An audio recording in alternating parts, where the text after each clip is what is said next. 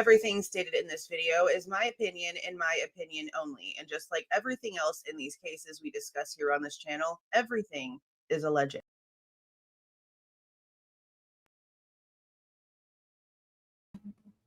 Well, hello. Hello. I took a nap. I took a nap longer than I expected to take a nap, and I don't regret it. I'm not mad about it. I know other people have already started going through these documents, but that's fine with me because I got to take a nap. So I'm good to go. And I just ordered ice cream. So we're good. We are good. Now, I've seen some people saying some things. I know Willie's in here talking about flashbangs. I know he's in here talking about flashbangs. I don't know where that's at. I know that there was something about that in the book when it came to them like going into the house in Pennsylvania. But I don't know. It took forever for it to finally load whenever I finally got up. Here's the link right here for anyone who wants to go and do this yourself. This is what it looks like. Let me show you real quick. They have them in drops of 50 and they download like a zip file. So I have them all already saved offline to a USB, like I do all of them. But this is what it looks like. This is what it looks like. It dropped to me again in pops of 50. This first one is I think like the one that most of us have been waiting for because it's the first responder reports. We have Nunez and a couple other of them. Obviously, there has not been enough time to go through and see who and what and when and date and reorganize and all the things.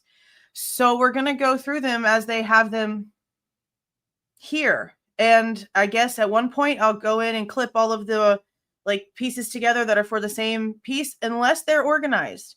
So far, they have like this ginormous, there better not have been a substitution all damn ready. They have this like ginormous list that I will put separately so I can show you like what this evidence looks like. It's like I can't give you like each individual like document link the way that I normally can. Because they're saved to my computer now. And it's not listed per file like it is on the Idaho website. So you're going to have to go to that link. I put it in there, right? Okay. You have to go to that link and then just like let the stuff download. Okay, so this first one. Oh, girl trying to give me gallons over half gallons. Well, you know what? Damn, she fast. She picked all that stuff up. Okay, yeah, you're good. I'll take it. Okay, this is like, I was trying to figure out what it meant by contact unknown female. It's because that's like the 911 call. What this portion is right here is 29 pages. I just have the wrong page up. Hold on a second. This is the first one. It's 29 pages of like the full-on evidence that was taken in. And there's like names and stuff that are redacted from here. And I don't know what these names are. So we can go through this one really quickly because it is the first document. Well, I say really quickly, but it's 29 freaking pages. It is the first document, but I want to show you like what we're going to be looking at. The reason why I put this one on the page specifically is because now we finally have something from Mitch Nunez, who was the first person to get there. And I'll tell you something, if you haven't looked at it already, they instantly got things screwed up because they have it to where after listening to Dylan and Hunter both, he has Xana and Maddie being upstairs and Kaylee and Ethan being in Xana's room. And then at the very bottom of the report is whenever he fixes it and corrects it. And I'm just like, I don't know why you had to write it incorrectly to begin with. Instead of just being initially, this is what I thought, but then this is actually the correct names. Like, I don't know why they allowed it to go on incorrectly. But I guess that's just how they're told. Like, your thought process, no matter if it's wrong or not, put it in order as it comes. But that's probably where a lot of the initial confusion from people that were trying to relay information came from, because instantly it was all jacked up. It was all kinds of jacked up. Okay. This is going to be a long one. Yeah, I would say trigger warning. I saw something colorful go through. Thanks for the $2, Jules. Yeah, this is going to be a lot. I don't have anything to do tomorrow. I actually took off like this week. So tomorrow I will probably go live around like 11 o'clock Texas time. for a couple hours to go through these. And then I'll go live again tomorrow night. And I mean, I'd have until like Sunday to go live twice a day to go over stuff. But there's also videos of other cases that I'm going to be posting in between tomorrow morning. I'm going to be releasing one to do with a full update on the Megan Boss situation and the arrest of that guy and the misinformation going around and her meeting with Trump and all the things. And then there's other cases that we have to start. I have like 3 of them like ready to go. I need to just get them done. But let's go ahead and go through this because I don't know who some of these names are that they have redacted in here. I don't know why things are being redacted. They're giving us like initials. So I don't know. Maybe we can like figure it out by there. I'm not really quite sure. Is this the biggest that'll let me make this? Probably because it hates me. Let me see. Just a smidge more. No. Yeah, I didn't think so. I really need to try to look at Streamlabs because I know that people like have better access to like move stuff around.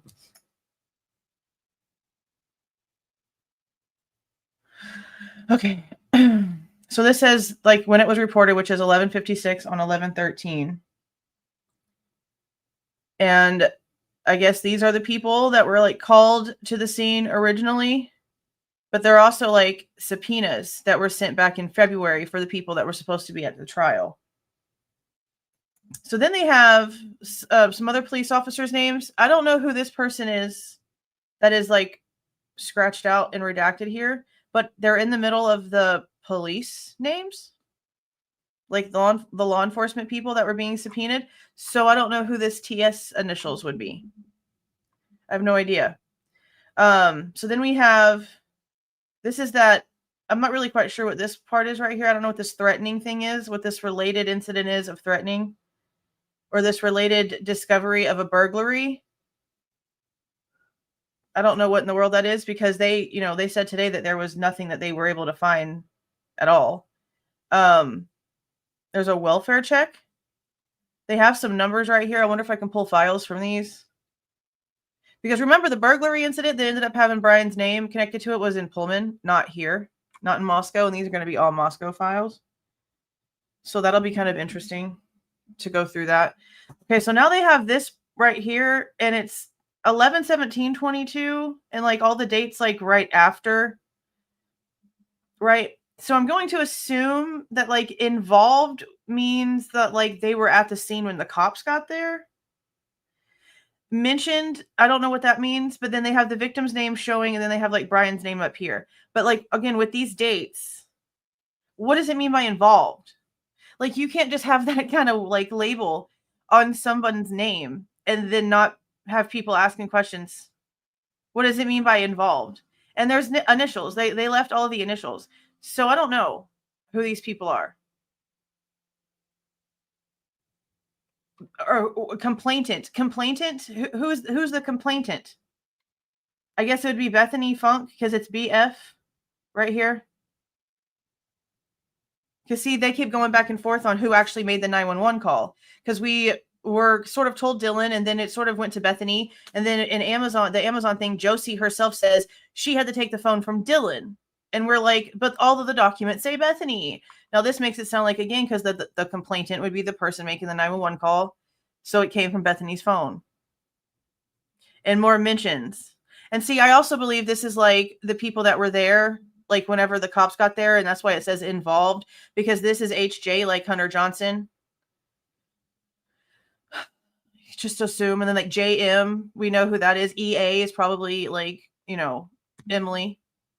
And then we have BF right here. HC and MC, those are the Chapins. Those are mentioned because they showed up after the fact. So I'm going to just assume that that's what that is. Like the involved are the people that were there at the scene when the cops got there. The mentioned are the people that like they called over or showed up afterwards. I would assume. Here's the vehicles. A 2015 Hyundai Elantra that they were, obviously looking into. They had it on 1/20/23. That's after Bryan's arrest. The Range Rover, a Chevy Cruze, a Honda Civic, and a Jeep Wrangler, and a Ford Explorer. Those are the victims' vehicles. And one of those is one of those also the brothers, or is that one not on here? Because I know that Hunter's Jeep got taken into by the defense. I'm pretty sure. So here's the initial call. See, this is all like out of order. Honestly, it's sort of like out of order. Okay, so now here they have like evidence list. It's an evidence report. So I guess this is everything that they got sent at some point. But these are all dates in like 2025. So it looks like this goes in backwards order from newest to oldest. But there's some interesting stuff in here. It kind of gives you an idea about what you can actually like FOIA, because they have like jail calls, x-rays, like you're not going to be able to get like x-rays and stuff like that. But they have jail calls and like interviews with like different file names, so that whenever you go to FOIA like specifics, you can really get specifics. So let's start from like right here. They have a tire repair kit. Now, again, it doesn't say specifically. If there's no initial or anything on it, then we can't really assume like who it's for, honestly. It's really just kind of like an assumption up in the air if it doesn't have like an actual initial. So a tire repair kit, a scissor jack for 1.5 tons, Cartman 3 triangles, grand jury exhibits, something prints. Is that Dylan prints? What is that? USB interviews, DVD vit bottle, like vitamin bottle, and then supplement. These are submitted on 2 different days. So is this something somebody was taking? And then blanked out interview, but this person's name starts with an S. Who's S? Do we know any S names?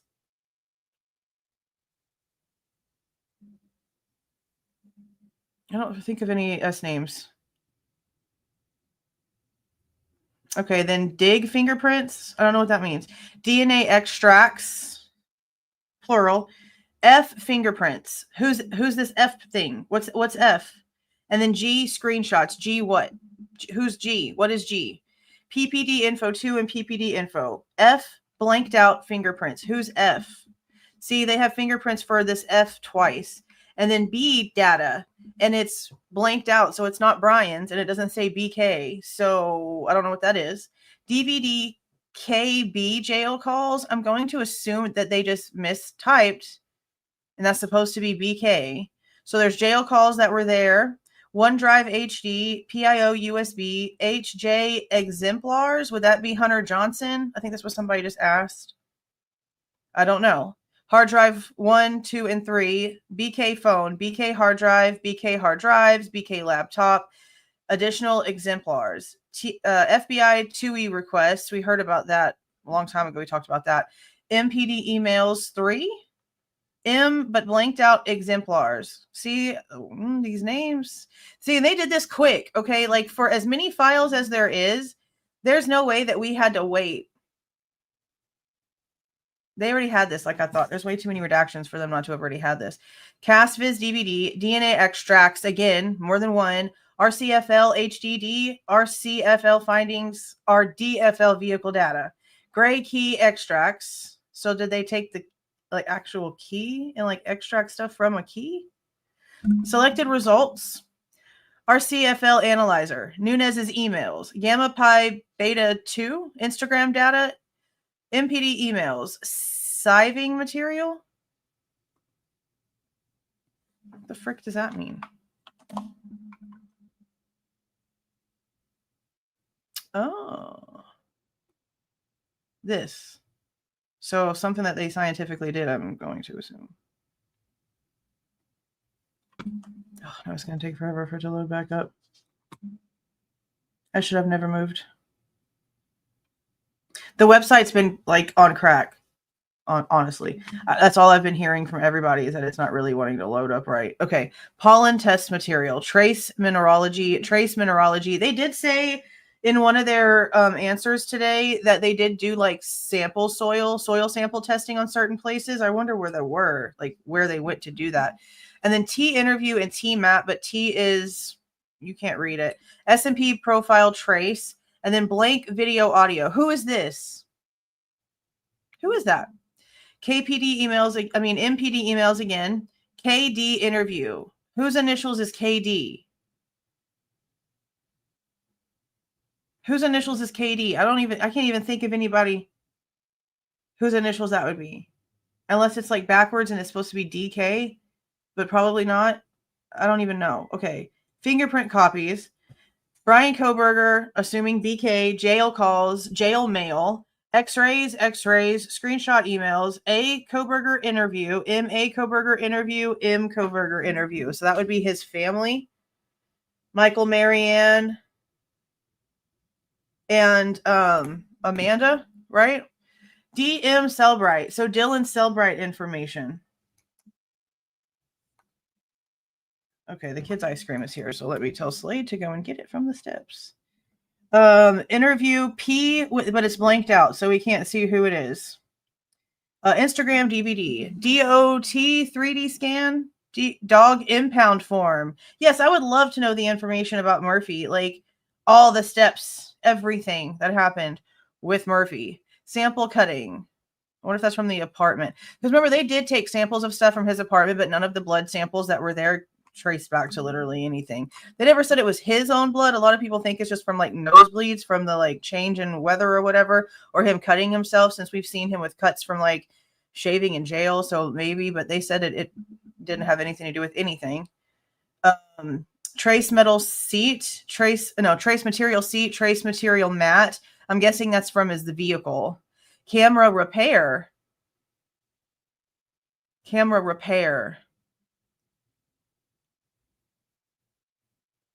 Like a receipt for camera repair, or did y'all have to repair a camera? Okay, so another interview, the initials, it looks like, is a C, and it's blanked out, but it would be like, what is this? 1, 2, 3. It's a 4-letter name.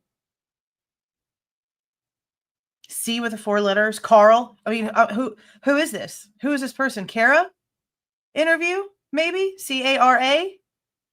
Possibly. King Road videos, DNA extracts, SW videos, photos. Maybe that means search warrant.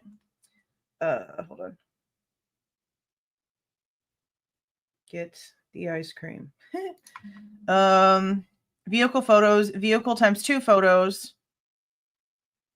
L blank doctor photos. Blank doctor photos. Would this be from like his doctor's appointment that he had before he was arrested? I don't know. Okay, vehicle photos again.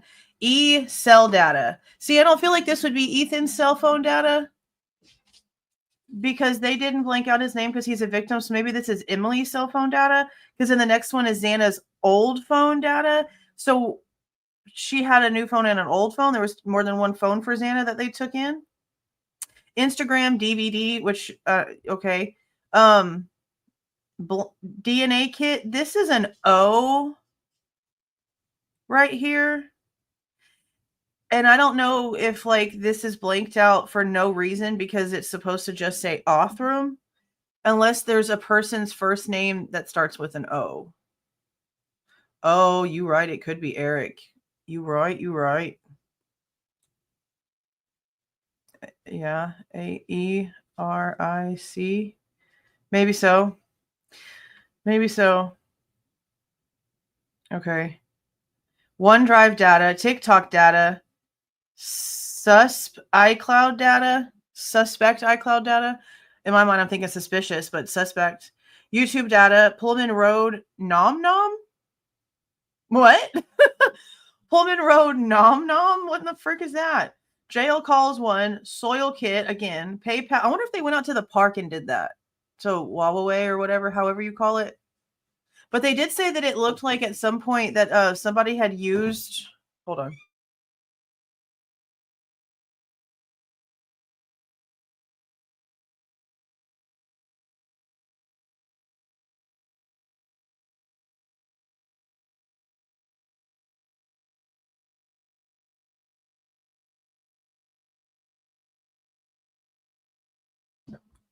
Okay. Yeah, I'm wondering if they went out to the park for that soil kit, but they did say something about how something about a shovel. I went back in and like got the whole thing again where it's just them talking without any commentary, so I'll go back and re-listen to everything. Plus, we're going to go over that portion again in another live at some point to really like listen to their lack of answers on like literally freaking everything. Jail calls 1, soil kit, PayPal data, Palouse prop DVD, Pal prop vehicle DVD. What the frick does that mean? Prop vehicle? whatever this is right here, Palouse Prop DVD. So does that mean that there's like a, to me, whenever I'm reading this, I'm like, is there a fake vehicle that y'all park somewhere and y'all have like a camera on it and it's like a fake cop car to like make people not act crazy? Because I've seen those a lot, especially in like smaller areas. They just like park a cop car and make you think that somebody's in it. Elantra plate data, MBS HD, Happy Day HD. Sounds like a cannabis shop, honestly. Walgreens DVDs, Stinker USB, ExxonMobil USB, Chevron Video, Harbor Freight DVD, Winco HD, Cafe, Arista Vid. Okay, so this is some of the stuff that we heard that they had in the self-authenticating records. But then remember, as it went on, they kept taking like all kinds of stuff out of it because it ended up having no evidentiary value. So it was like submitted, but then as it was going, they were going through it. They were like, yeah, never mind. So some of this is that Harbor Freight, Winco. I remember those being on there. Mobile video. Okay, from whose phone and what is it? Was it one of the ones that freaking Dylan and Bethany had? Like, what is it? McDonald's video? I don't remember there being anything at all about McDonald's. Hayden Walmart. Is there a town called Hayden? Hayden, Idaho. Is there a Hayden, Idaho? There is a Hayden, Idaho. Maps. Let me go to Google. I hate being maps. So this wouldn't have been a Walmart in Moscow or in Pullman. This would have been a Walmart in Hayden, Idaho. I want to see where on the map this is to Moscow because they were looking. Moscow themselves were not looking anywhere where they claimed that they were. Oh, you know what? This is actually more like in the Pullman area, sort of like it looks like. Let's see.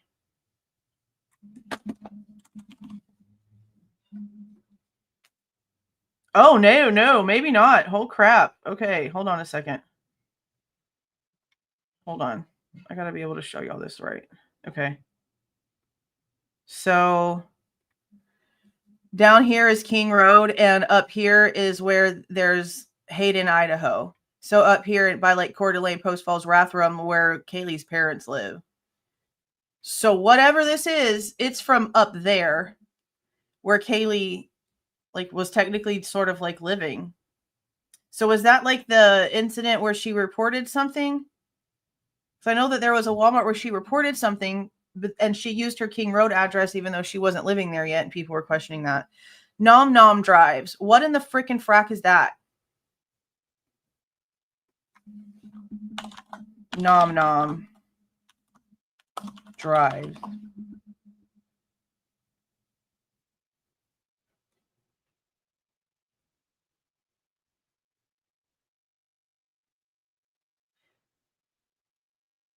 I don't know what this is.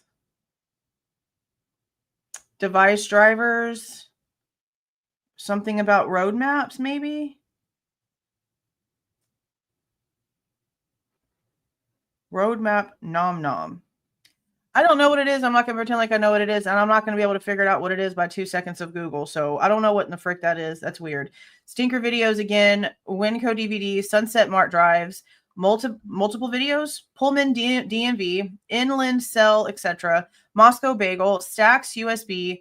Canon Press USB. Those are just brands. Taj USBs. Gypsy Java Video. What is that? Corner Club USB, Hill Rental Video. Hill Rental Video? Hill Rental Video. What rental? Alturas USB, US Chef USB, Indian Hills Video. LCU and Co-op. KAT Video, Nom Nom HD. Someone, thank you for the $2, Jules. Someone said, oh, okay. No, well, Nom, might be right. Gas station? Oh. Yeah. They're like a thing in Spokane-ish area. Okay. So they must have like footage from one of those gas stations. Something Family HD, but it's S and blanked out. Look like it could be 4 letters altogether. Mr. Windshield Video, Pullman Walmart, Winco USB, Gritman USB, Tri-State USBs, Target Video, Pullman Mobile, SEL Video, And then G house video, but it's got to be like what? 1, 2, 3, 4, 5, maybe 6 letters altogether. Ridge Road video, I want that one because I want to be able to see what car they're actually using, like legitimately, to be able to tell what this is. That's the one I want. Somebody actually emailed me the other day and asked, like,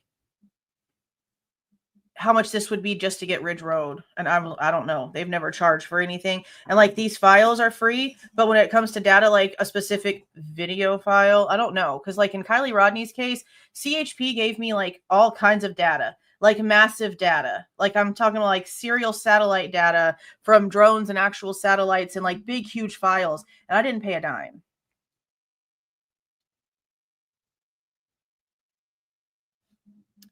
So I don't know what's going to end up happening with that. We'll see. B blanked out though video. Looks like it's the same amount of letters as Ridge Road. NRS and Spence vid. Anytime Fitness. Breakfast Club. Gamma Pi Beta. After Image vid. Floyd's video. That's the cannabis place in between the towns. Where Ann already had said in court a long time ago that the car that they saw there or claimed was Bryan's was not Bryan's.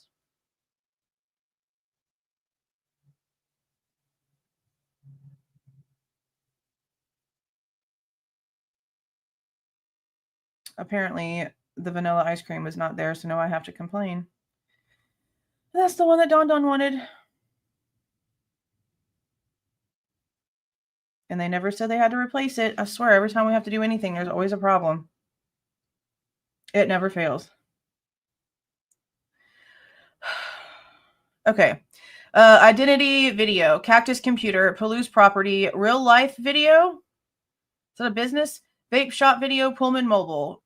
Rossars USB. West Palouse video. Indian Hills video. Welcome home vid. What the frick is that? And then it has a D and it's blanked out. It says phone and they're blanking out Dylan's name. So that very well could be Dylan. An interview with somebody whose first name is M. It's a pretty long first name. Walmart sales, Facebook DVD, Amazon DVD, King Road video. And then we have a bunch of interviews where there's nothing but redactions. I'm going to assume that these are either, okay, so it's showing sort of like right here what they're doing. Okay. See, now they just sort of gave it away. So you see how, well, y'all can't really see too much and I have never taken this off my face. Okay. So let me make this a little bit bigger for a second. Oh, I guess I can just actually make it bigger anyway, because y'all don't really need the damn date. Well, yeah, we do. Let's do it like this. We'll do it like that. Okay, do it like that. See how right here it has D and then a space and then M for Mortensen. This is D Mortensen. Because I was about to say, I wonder if it's like the first initial period space and then like the last name, and that's what we're redacting. But it's no periods. It's the first initial of the first name, then a space, and then the last name, and they're redacting that. So we need to take that into consideration when we're trying to figure out who these people are, to try to make it make sense. And like this one right here would technically be R space and then like 2 letters of a last name. If you follow that like pattern, I don't know. Okay, so T interview, R interview, E interview, tip interviews. R, S, G, W, J, M, M, M, W. All on the same date. But look at these dates, 6/29/23. This is stuff like after the grand jury. These are all interviews that took place after the grand jury. That's wild. Thumb drives, R interview, M, S interview. So S and the M is dealt like with the same way that M and D is for, like DM is right here for Dylan Mortensen. So who the frick is MS? MS. Who the frick is this? Because they're showing a lot more the same way that they're showing stuff for Dylan. So that's wild. M. It's not Maisie. Okay, L interview, H interview. WSU Park Drive, S interview 2. C interview, tip interviews. Again, see this one right here, they're telling us HC, that's Hunter Chapin interview. JS, this is Jake Showalter. And then B interview, but they have the whole thing blanked out. It's honestly probably Bethany. DM interview. V interview. Who the frick is V? Whose freaking name starts with a V?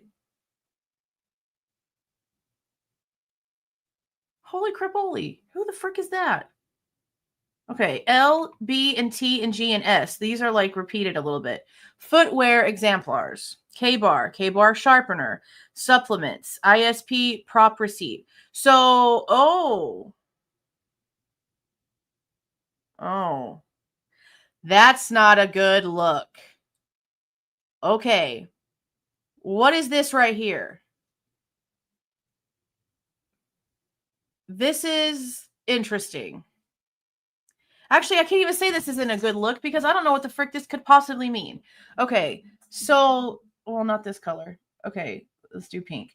Right here for 6/13 of 23, it says item 733 is a K-bar and item 734 is a K-bar sharpener.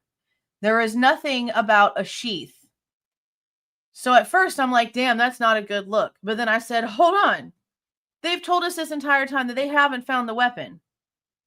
So if there's a missing sheath, but they have a K-bar, but they're still not telling us that it's the weapon that was used, does that not sound even more confusing? I know. Now I'm confused as shit. Because this is like actual items.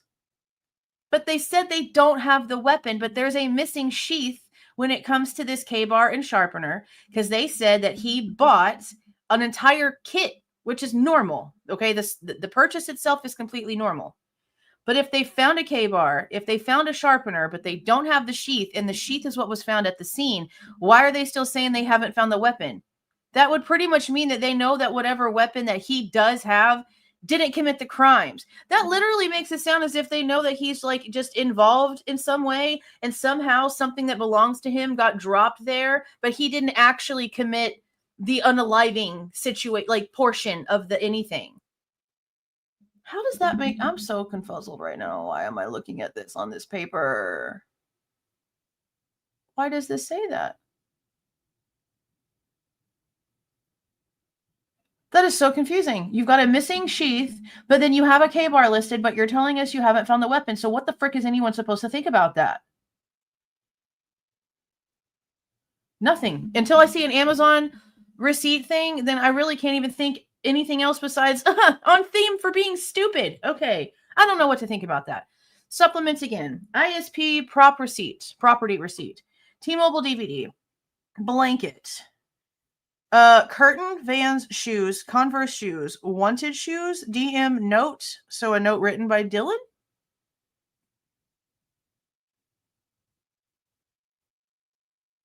Taken into evidence on 6/6 of 23 after the grand jury. A jacket. Interesting. Ooh, Adidas shirt. EXT Instagram. External Instagram. I don't know. A interview. Ashlyn. P interview. That's pretty short. Paul maybe. I don't even know. OCRI drives, Verizon DVD, Facebook DVD, DNA extracts, L interview, disposable film, DNA extracts, lift cards, DNA extracts, hard drive. This is April again, so this is right before grand jury. PSP hard drive, PlayStation Portable, or Pennsylvania State Police? Because I don't know which one. PFPD hard drive, miscellaneous docs and interviews, S interview, again with an S, DMV video, CF interview? Whose freaking initials are CF? Miscellaneous interviews, J interview, CK interview, CK. Kernodle. Yeah. I saw something else and I missed it. Thank you for the 199. I've got something to say. I think those are exemplars like the footwear. Yeah, I think they were just trying to take like samples of the shoes. Thank you for the 199, Mama J. Just wait till you read Rosie's report. Oh, thank you for the $5 super sticker, Gina. Yeah, I'm not even paying attention over here, y'all. I'm so sorry. I'm just like, what am I reading? So I don't know. Like, I'm so confused about this. This right here is going to like mess with me. Because remember, they also said something about like having a display at the trial of like a weapon. And we are like, what are you talking about?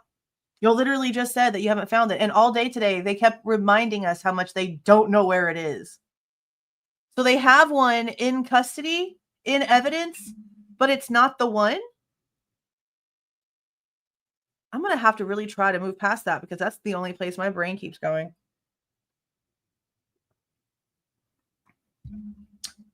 But yeah, that's probably Kara. JS interview, that's too short to be Showalter. Unless they abbreviated it, maybe. AM interview, D apartment vid. Who has a separate apartment that has the letter D in their name? H interview, G interview, Y, B, B, R, D, AP interview, AP, SC interview, TAC. There's like a, okay, so there's like a letter that's doing this. I don't know if it's a G or a Y or what it's doing. STAC. That's not in the right space for it to be Stacy. And this is, I don't know. Maybe I have it wrong, but I don't know. They might have abbreviated it, and like with it being blacked out, you really can't see. E interview, hospital checks. D interview, C interview, P interview, D docs, consent search. And see the date, still 4/3/23. Like this is still like right before the grand jury and after everything had already like gone through. So they're like searching stuff and getting consent for searches for stuff way after the fact. What is this? Like whose apartment and stuff is this? Y statement. B drawing. Who's drawing? Whose drawing is who's drawing? Okay, sorority roster, consent search, letter, consent search, CRMJ exam. I'm guessing this has something to do with criminal stuff, but I could be wrong. Let me see if I can see CRMJ exam.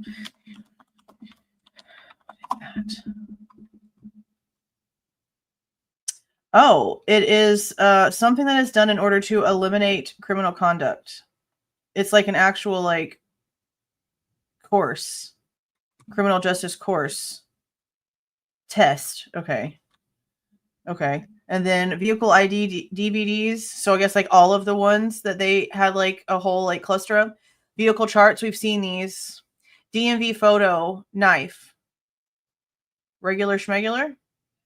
But you don't have it till March 21st. DVD from MPD and then more knives. Cell contacts. INT. I don't know if that says interview, maybe. I don't know because we know how there was a cell phone contact added to Dylan's phone at 3:51 in the morning. So are they labeling it that way because it's that person? Stinker video, Pullman, DMV, hair and fibers, hair and fibers, hair and fibers, hair and fibers. Glock 40, turn signal assembly. This is parts from the car. They waited this many months to start going through stuff? That's wild. Okay. And gear knob and boot. D and B interviews. This would probably be Dylan and Bethany. Receipts. J prints, A prints. JC interviews. HC interviews. M interview. JK interview. E.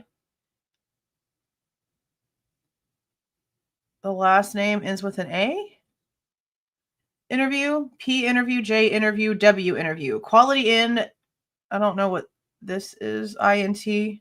Quality in receipts. I have a receipt that was sent to me a long time ago that they said was a receipt from a hotel stay or like a stay like this. I'm pretty positive it's quality in. I'll dig it up and put it out here tomorrow. Scene photos. Oh, buddy. Okay. G interview. Who the frick is this G person? Licensing receipts, phone swab, paper, pedal swab, gear shift swab, radio dial swab, release swab, seatbelt swab, numerica, P interview, L DVD, M interview, Apple Watch, DVD, black boot, CD photos, M interview, H interview, C fingerprints, S. They didn't blank it out all the way, so whatever the last of this starts with an ends with an R. MC prints, Hyundai fob, criminal books, dark hats. This is stuff that they took from his parents' house. I'm pretty positive. Yeah, because there's the Montana note, which I'm super curious what that Montana note's all about. Okay. Miscellaneous clothing twice, motherboard, WSU docs, Montana note, shop vac, med docs, court docs.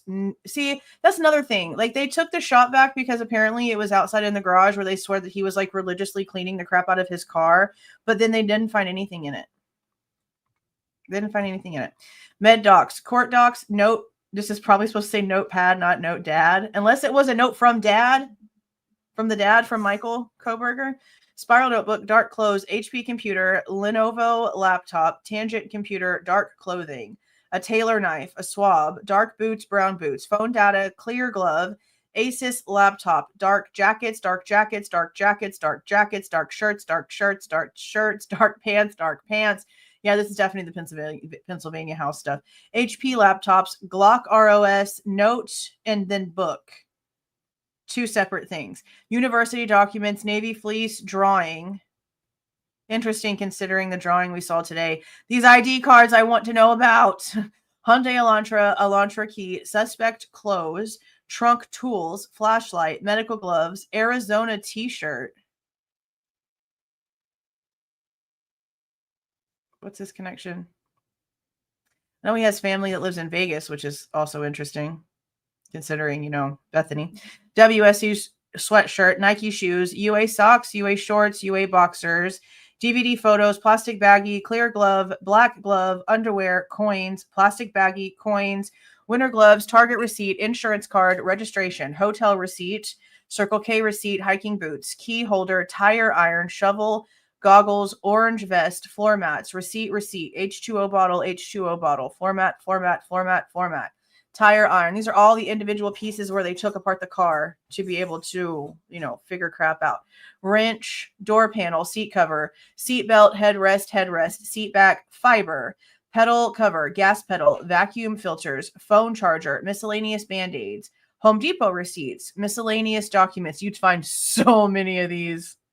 I got them everywhere. Vehicle swabs. Oh, I missed one. C interview. And it's like it's either 3 letters or it's just initials. Vehicle swabs, knife, another one. Okay. And they are still telling us they haven't found anything. They haven't found the one that they're wanting to find. Book, AT&T bill, S&W knife, Swiss & Wesson knife. Vehicle paperwork, some marijuanas, documents, some more stuffs, password paper, 3 magazines, books, face masks, prescription. They never said what this is for. They never said what this was for, but he was making like regular appointments.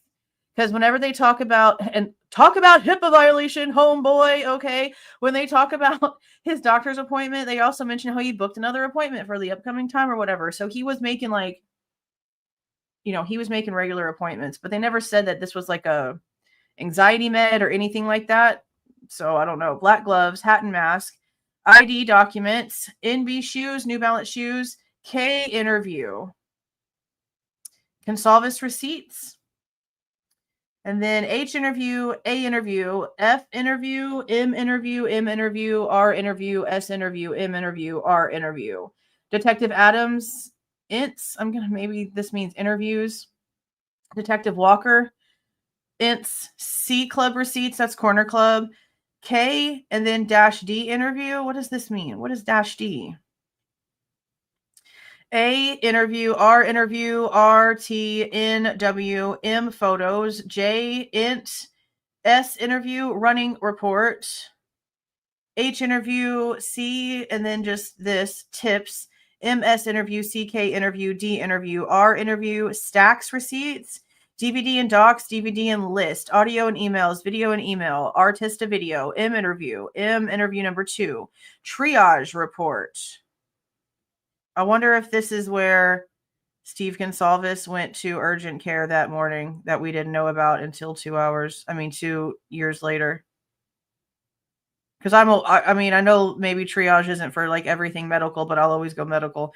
L interview, M interview, N interview, T interview, A interview, DNA extracts, swab, DNA cuttings, DNA extracts, DVD photos, search warrant photos, search warrant audio, buckle B. What is this? Is this not a Bryan swab? Why are we blocking this out? Nightstand, comforter, but it has to be like his stuff from his place because this is like everything that we sort of heard them taking.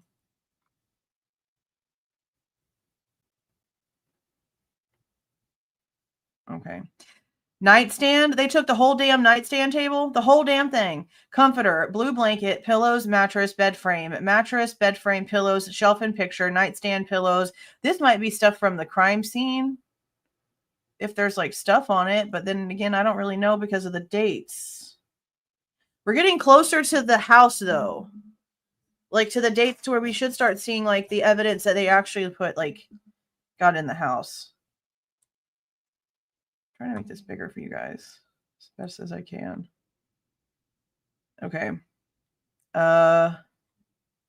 Yeah, bed frame, mattress, pillows, shelf and picture, nightstand again, pillows, PSP, suspect swab. This has got to be Pennsylvania State Police suspect swab because they did it in Monroe County and then they did it again. Like they do all four corners and then they did it again whenever he got to Idaho. Seat cover and cushion, seat back, headliner, swabs, seat belt, swab S1, swab S2, swab S3, hair sample, buccal Kohberger. So who is this then? I guess maybe it's something different. I don't really know.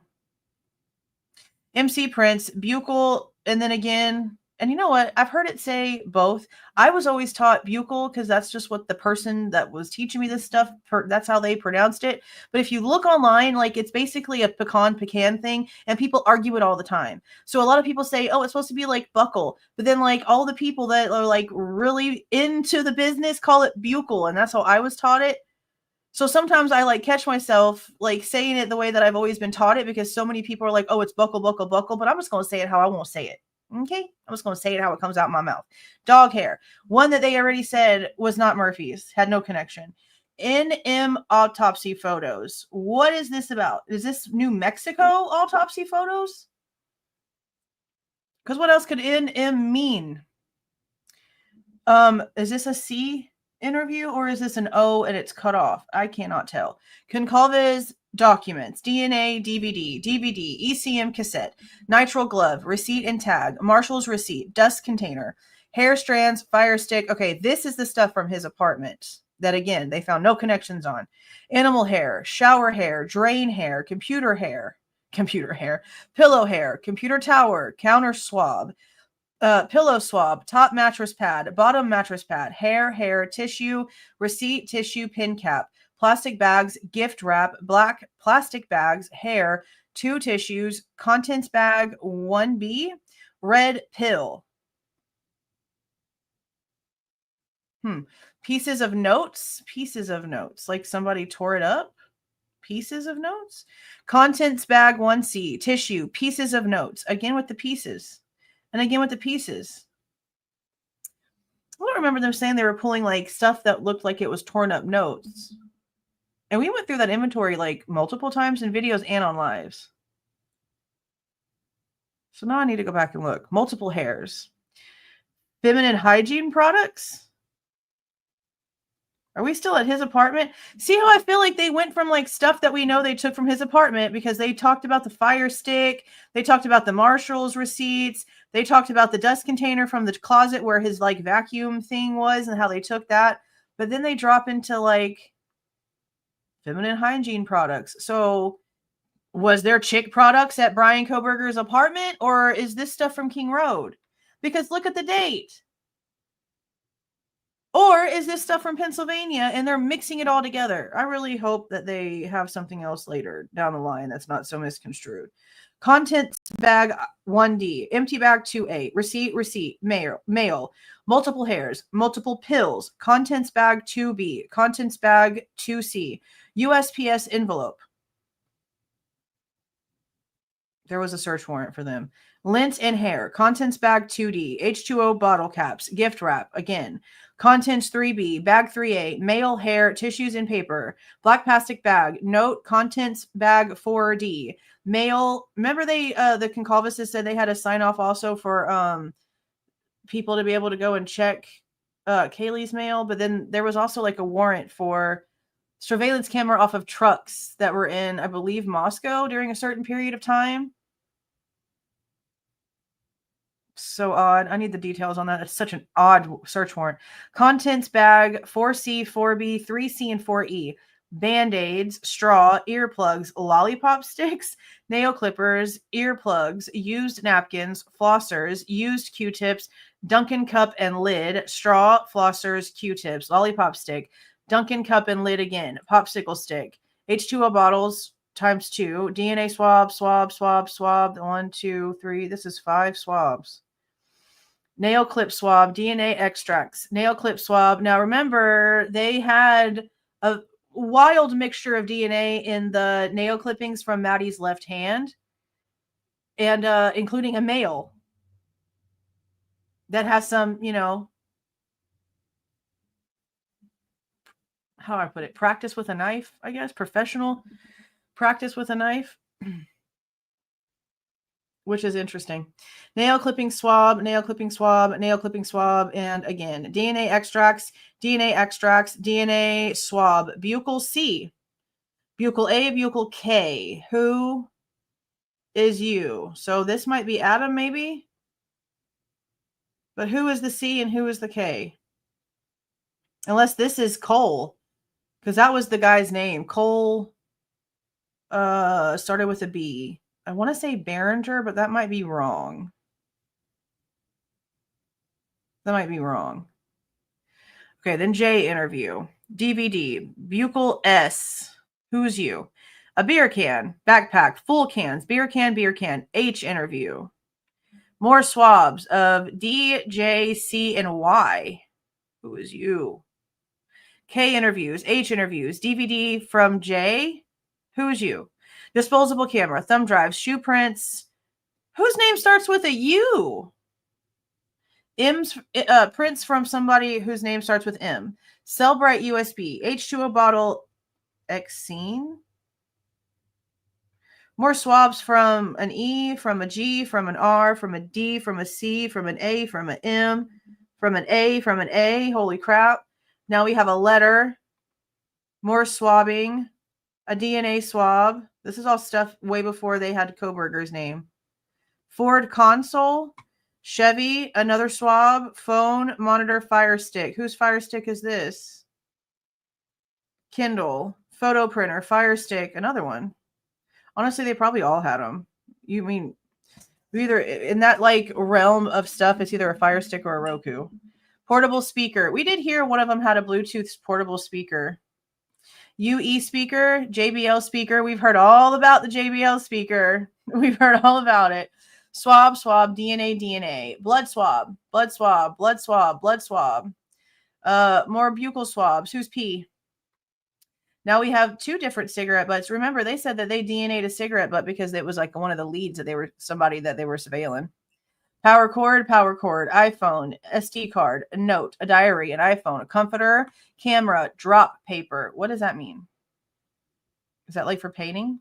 2 hairs, more swabs, apparent hairs. What do you mean apparent hairs? It either it is or it isn't a hair.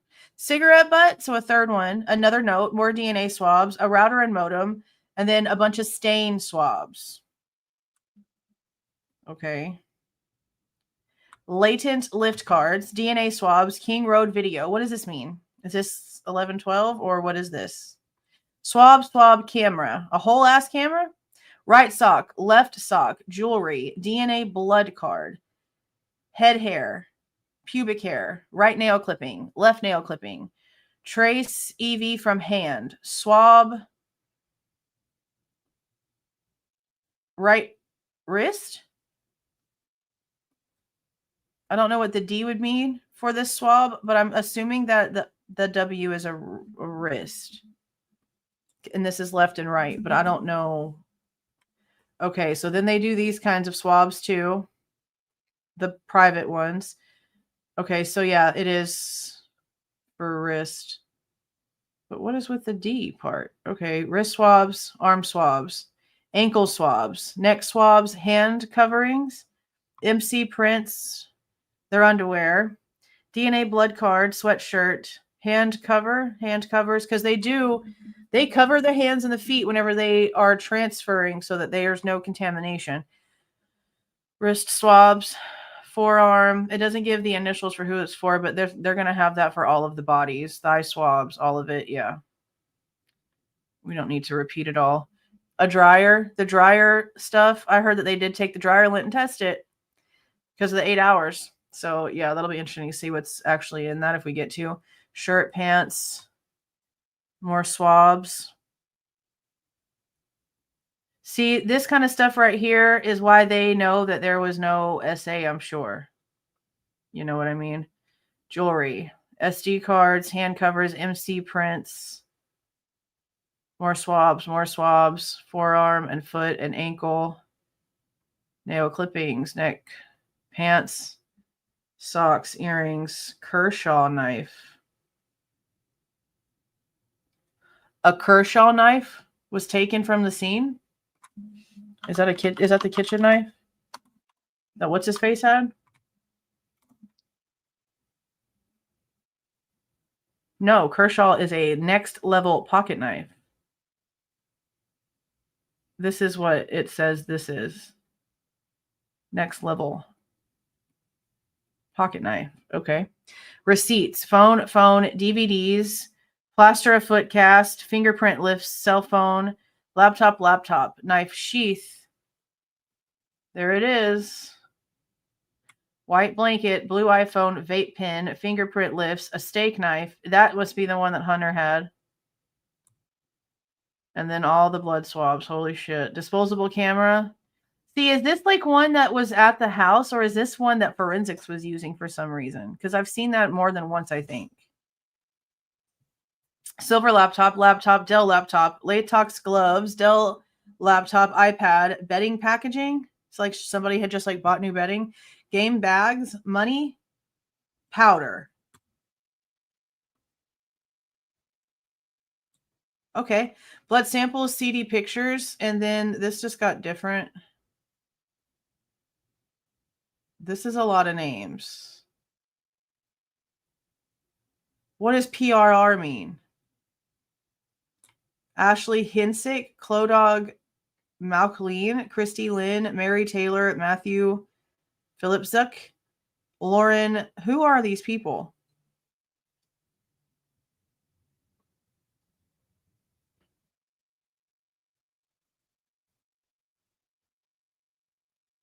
Jonathan, Tad, Fisher, Peter, Ansel. Who are these people? Julie Scott's name is on here more than once. Are these like the people that worked on the pieces of evidence?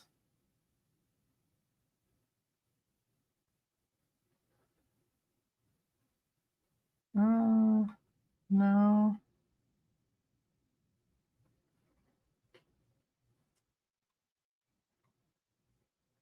I think those are people that wanted information. Incident reports. Crisis Center, Relief Center. Arrived on scene. Okay, perimeter checks. There's times on here? There's times on here.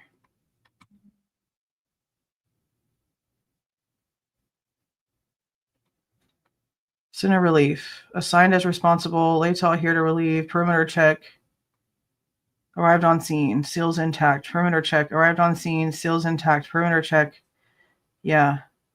I saw the different ins and outs whenever they had to actually check in and change things. Now, who is this and why is it redacted?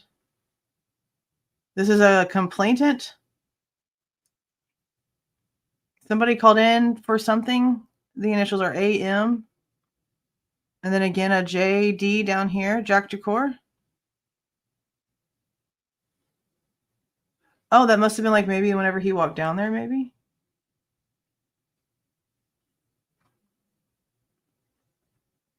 That's their names. Assigned to incident, count male, gray shirt. Advised group is outside. Caller and Blaker's team. Lots of stuff blanked out.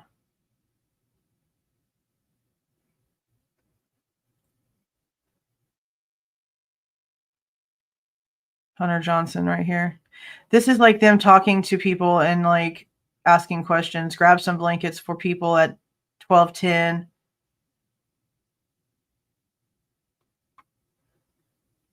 Talk to Hunter at 12:08. Coroner notified at 12:07.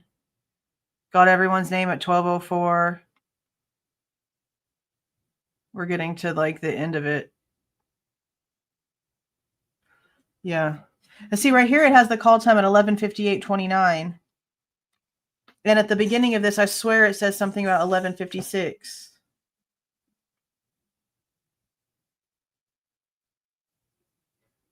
This is their names and who they are, that they were found inside, deceased. Okay. Whose report is this? Okay, so this is the narrative they have connected to the end of the evidence list.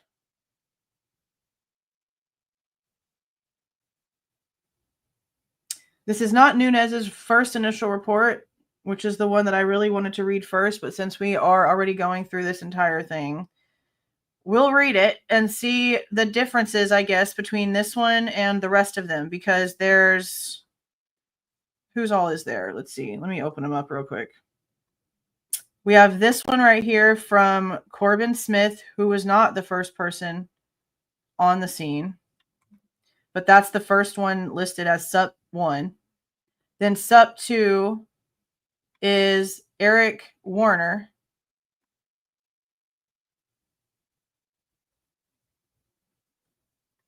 So his is 1649. This one's 1605.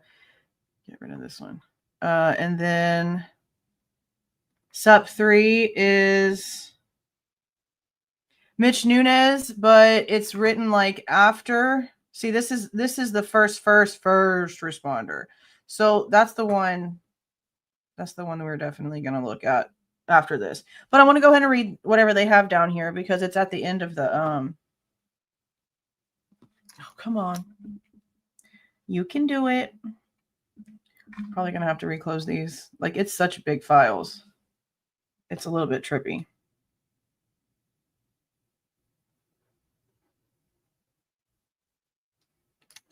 Come on, you can load. Come on, you can do it. You can, I promise. Probably going to have to like reload the whole page. Yeah, I knew it. Okay. Okay, so I'm going to read this now. On 11/13/22, at approximately 11:56 hours, MPD officers responded to an unconscious call. The RP, later identified as Bethany, reported her roommate was passed out, not conscious, and not breathing. As I was preparing to leave the station, Officer Nunez, who was already on scene, advised of a likely homicide and asked for additional units. While I was en route, Officer Nunez advised he had located 2 additional victims.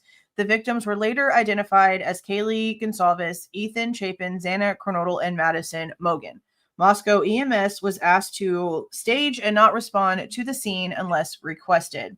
Upon arrival, I saw H.J., so Hunter Johnson, crouching near the entrance to 1122 King Road. Johnson was in obvious emotional distress. Now, the book says that Hunter Johnson sat in the living room with a knife until the cops got there while everyone else was outside. That's what the book says. And these people apparently talked to Hunter and Emily themselves. So let's compare, okay? I entered through the first floor door, which faces north towards the parking lot. I announced myself as a Moscow police officer and heard Officer Nunez and Warner respond from upstairs. When I got to the second floor, I saw a female covered in red stuff in the bedroom on the northwest side of the second floor. I believe this female to be Xana. I looked inside the bedroom Xana was laying in, and it was obvious an intense struggle had occurred. Xana was obviously deceased. There was red smeared on various items in the room and all over the floor. There was red cast off on the walls in various places, including above Xana's body.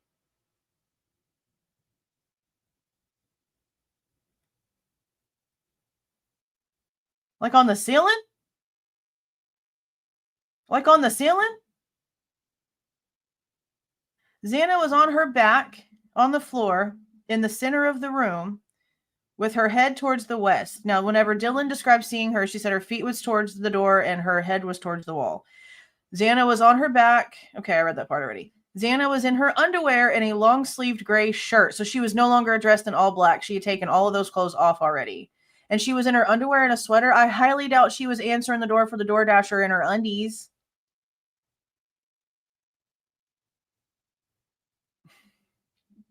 Okay. Both her shirt and underwear were covered in red. Xana's face and body were covered in dried red. I could see what appeared to be defensive wounds on her hands. There was a deep gash on Xana's left hand between her pointer finger and her thumb. So, yeah, like she would have actually grabbed it.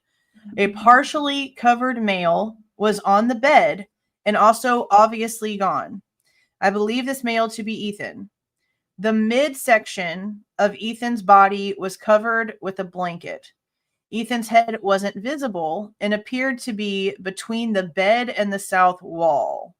So he was like halfway, not really halfway, but his head portion of his body was like hanging off the bed some then. Ethan's head wasn't visible and appeared to be between the bed and the south wall. Yeah, like he was sort of like stuck there. Like his head would have been stuck there.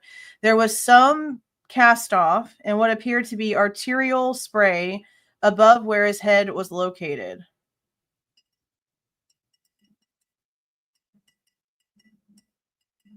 Okay. I proceeded upstairs to the third floor where I met Officer Nunez and Warner. Officer Nunez and Warner advised the residence was clear of any additional people. There was a dog belonging to Kaylee in the third floor west bedroom, which has access to a third floor deck. The deck has no exterior access to the ground level. I asked Corporal Snyder to cordon off the area and Officer Nunez to start identifying the subjects that were on scene when he arrived. I asked Officer Warner to start a crime scene log at the front entrance. Once Officer Smith arrived on scene, I asked him to stand guard at the kitchen sliding door, which I later learned was ajar upon our arrival. So not closed all the way. But they did say that everybody that knew that house knew that there was like no lock. There was no lock on the slider. Like you could just open it.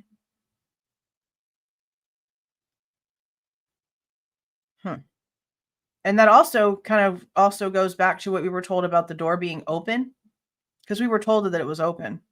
We were told about both doors. There was like a rumor in the very beginning about the front door. The neighbor went to like walk their dog or whatever that morning and said that sometime between 8:45 and 9 o'clock in the morning, that front door was wide open. And that got repeated a couple times. And then we also heard that the back door was open. But who knows? This says though that it was ajar upon arrival. On the third floor, I went to the southeast bedroom where Officer Nunez and Warner advised they found two females, whom I believe to be Kaylee and Madison. Both females were obviously gone. I observed Kaylee laying on the north side of the bed and Madison laying on the south side of the bed with their heads towards the east. Kaylee and Madison were covered by a pink blanket, which was covered in red. There was a large pool of red near Kaylee's midsection. There was red cast off on the east and north walls above Kaylee and Madison. Madison appeared to be laying up against Kaylee. That's different because we were told that by the Goncalveses that Kaylee was the one that was more like up some, like in a corner.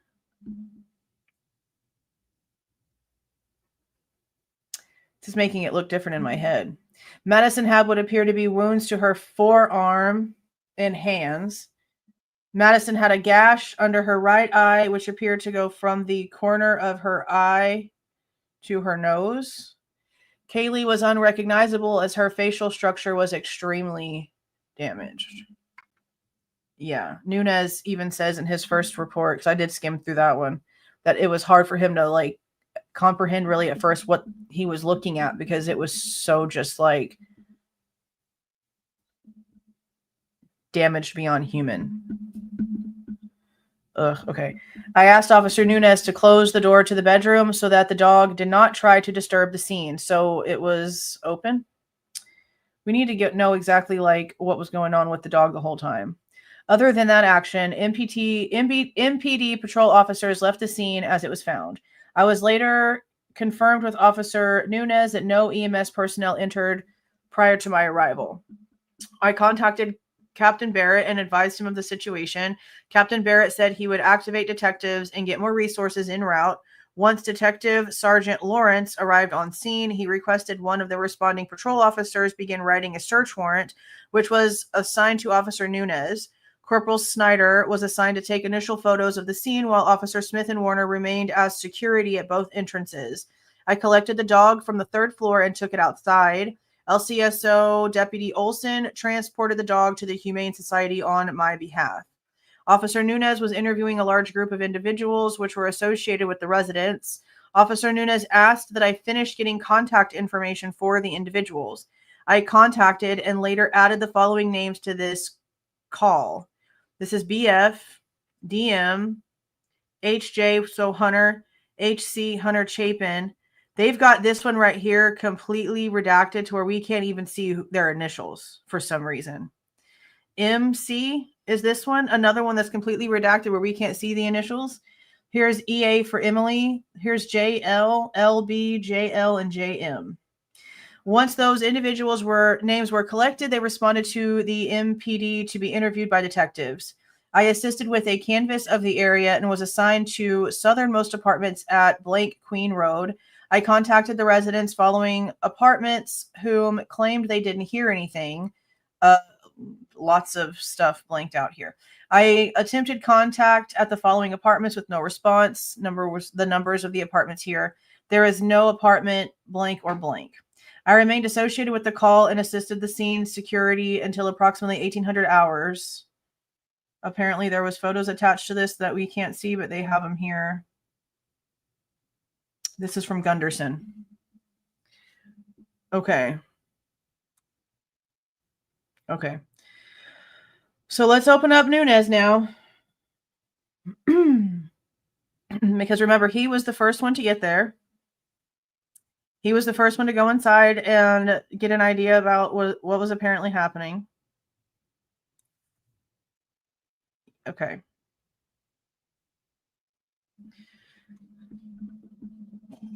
Let's see how different this is. Because remember, I already noticed that they have this screwed up. He has it that Kaylee is actually Xana. Like they have Xana, he has Xana and Kaylee switched. And again, they have it written like this instead of him just coming in and instantly being like, originally I thought that this is who it was, but it turns out that's not accurate. They leave that part until the end so that you have to read the whole thing incorrectly, completely incorrectly. Okay. Again, this is Nunez. Can I get this bigger?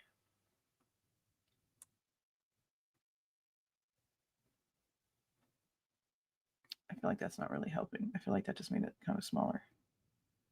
Honestly. I hate this thing. I wish I could make it bigger.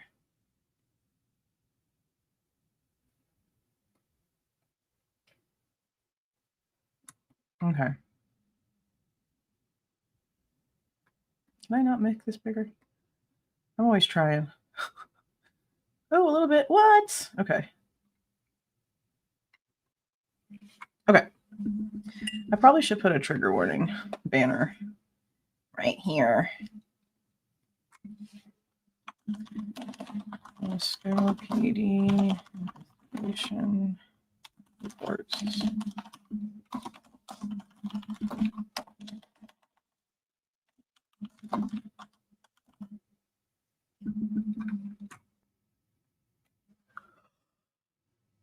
Whew. I am so tired. That nap didn't help at all, did it? Jesus Christ. Okay. Here we go. On 11/13/22, at approximately 11:56 hours, I responded to an unconscious subject at 1122 King Road in Moscow, Idaho. Upon my arrival, I found a large gathering of people in the parking lot immediately north of the 1122 King Road residence. 1122 King Road is a white, 3-story single-family residence with multiple bedrooms. The 1122 designation is located directly above the front door facing north. I was directed to a bedroom on the second floor by Hunter Johnson in the northwest corner to locate an unresponsive female. Upon entering the room, I observed a female laying supine on the floor next to a bed. According to DM, this female was likely Kaylee. No. Dylan also lived at 1122 King Road. I observed dried red surrounding Xana's body and signs of cutting trauma to her face. Xana, I'm saying the right name. I know y'all see it says Kaylee, but y'all know what I'm doing. Xana was covered in so much red, I wasn't able to immediately discern where any additional injuries would have likely been. Xana was apparently deceased due to her pale skin color, rigid body tone, and apparent blood loss. On the bed in the same room I observed Xana, I observed a male laying supine in the bed. Now, see, that's like on the back.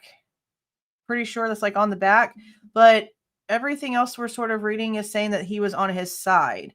But him being on his back with his head basically stuck between the bed and the wall makes a lot more sense to what they're trying to say than him being on his side facing the wall. Because, again, this is describing it like you cannot see his head because his head is basically stuck in between the wall and the damn bed. Okay. This male likely to be Ethan Chapin. Dylan said Ethan was commonly at the residence. I observed red covering portions of his legs, surrounding his body into the bed sheets, and drops of red on the wall near his head. As I backed out of the room, Hunter showed me a kitchen knife and said he had it in his possession. I told Hunter to leave the knife and go back down the stairs to the front entrance. So did y'all just put it like back in the kitchen? Did you hand it to the cop? Like, where is it? Like, how was that part handled? Officer Warner and I moved to visually clear the residence for any suspects or additional victims.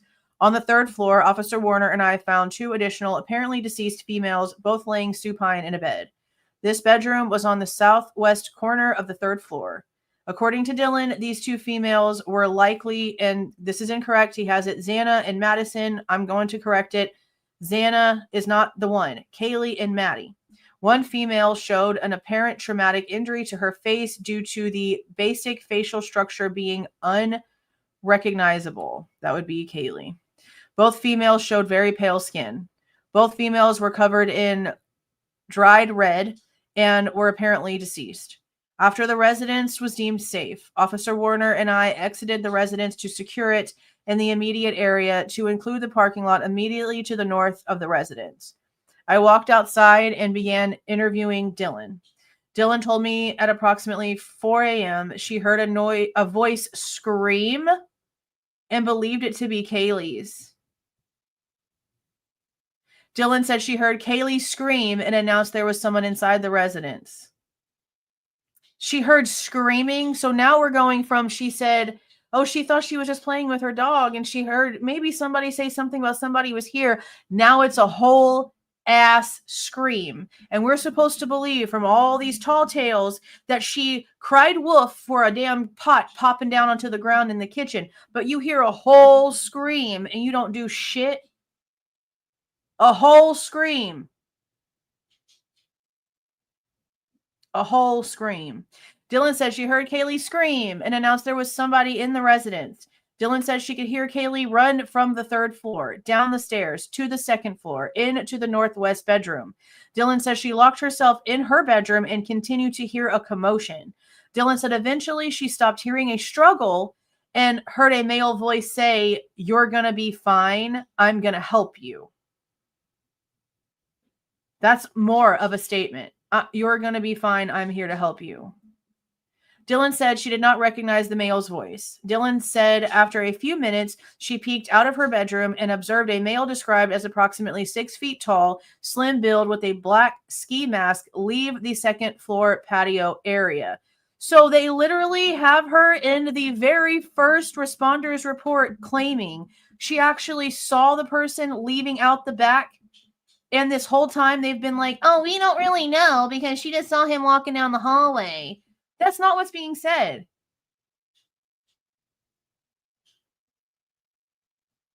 This patio door was likely left open as it was found open upon my arrival. This is a completely different situation. This is a completely different situation. If they would have released this information, Dylan would have never been able to get away with anything. This just makes it sound like her complete crap today was nothing but crap, okay? Did y'all not notice that her face wasn't red? Like, her eyes were like a little bit wet whenever it came to like the photos that they were taking up close of her being like held onto constantly, but her face wasn't even red.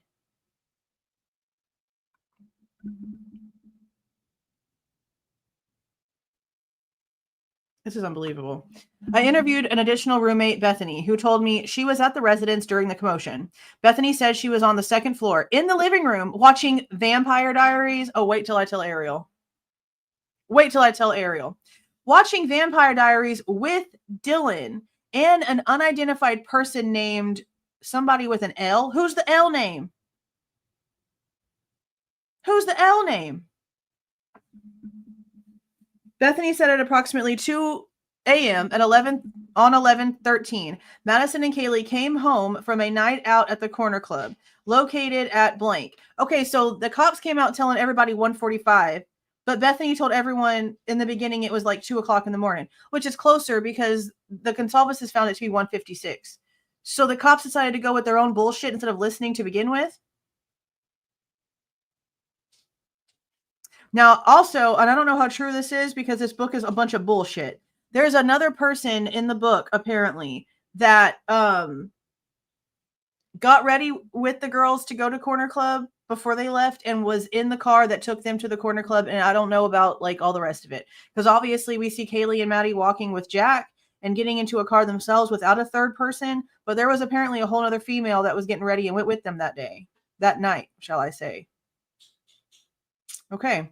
Bethany said at approximately 2 o'clock, Madison and Kaylee came home from a night out at the Corner Club bar located at here. I don't know why they blocked that out. We already know. In Moscow, Idaho. Bethany said she also believed Madison and Kaylee went to the Grub Wandering Kitchen Truck. What a longer name that we expected. That was commonly located in the 300 block of South Main Street. Bethany said she and Madison let Madison's dog out. It's Kaylee's dog. Murphy, sometime between 2 and 2:30. Bethany said during this time she observed no suspicious activity. Okay, see, Olivia made a statement about how the girls got home and then like took Murphy out. But this puts it with Kaylee and Bethany, technically, because it's Kaylee's dog, not Maddie's. Bethany said she returned inside while Madison was still outside with Murphy. So was it actually Maddie or was it Kaylee? Because this guy's got his names all kinds of already disconjumbulated. It matters. Totally matters. Bethany said she went to bed around 2:30. Bethany said Madison came into her bedroom sometime after 2:30 to ask if she knew where Murphy was. Bethany said she told Madison no, and Madison left. So that's interesting too, because we had some questions. We had some questions about Murphy because in the very beginning, there was rumors that he had like not been in the house and he like showed up afterwards. And this is also about the time that they start calling Jack back and forth, back and forth, back and forth, back and forth. So again, is this Maddie that actually went outside with Bethany to take the damn dog out and then is asking Bethany where the freaking dog is? Or is this actually Kaylee?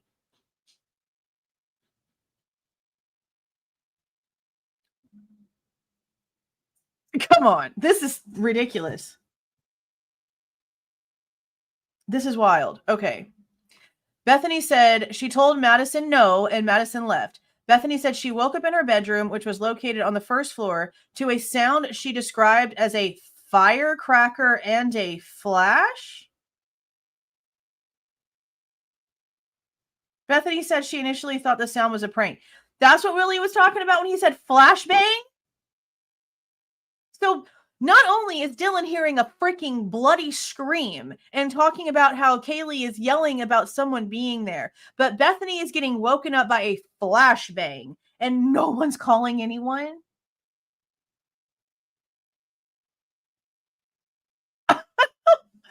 According to Bethany's phone log she showed me, Bethany called Xana at 4:21, Ethan at 4:22, Madison at 4:22, Madison again at 4:30, and then Kaylee at 4:30. But what time did she hear a flashbang?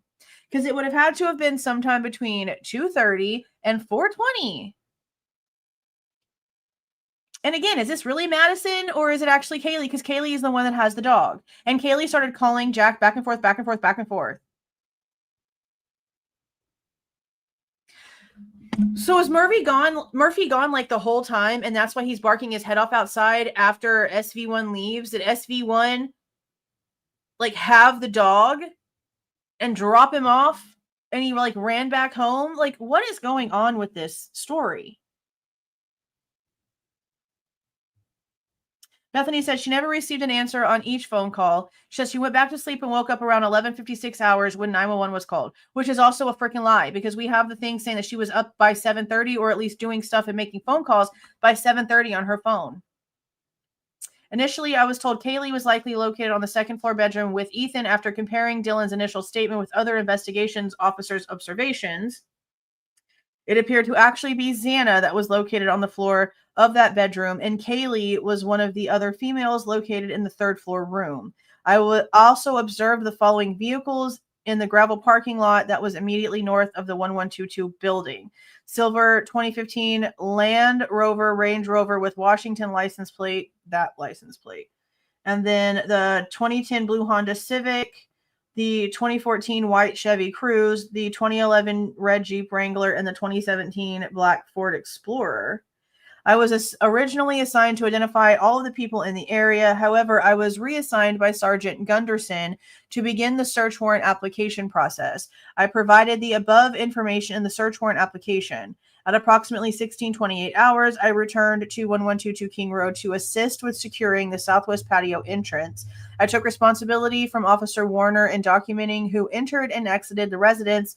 I provided this documentation on a notepad and maintained the log until I was relieved by Officer Morris at approximately 17:50 hours. The following information is the rear patio entry log from 15:17 hours until 2115 hours. Southwest corner patio entry log.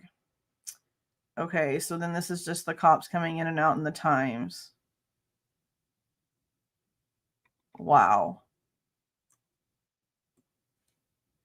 Wow. Like so far, I don't even understand.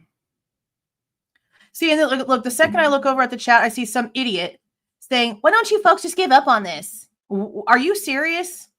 I'll just let you be an idiot by yourself. Like, I can't stand stupid people. You're literally in this chat at 9:45 at night telling us to give up on it. How about you go find another hobby? You don't like it? Get the frick out of the chat.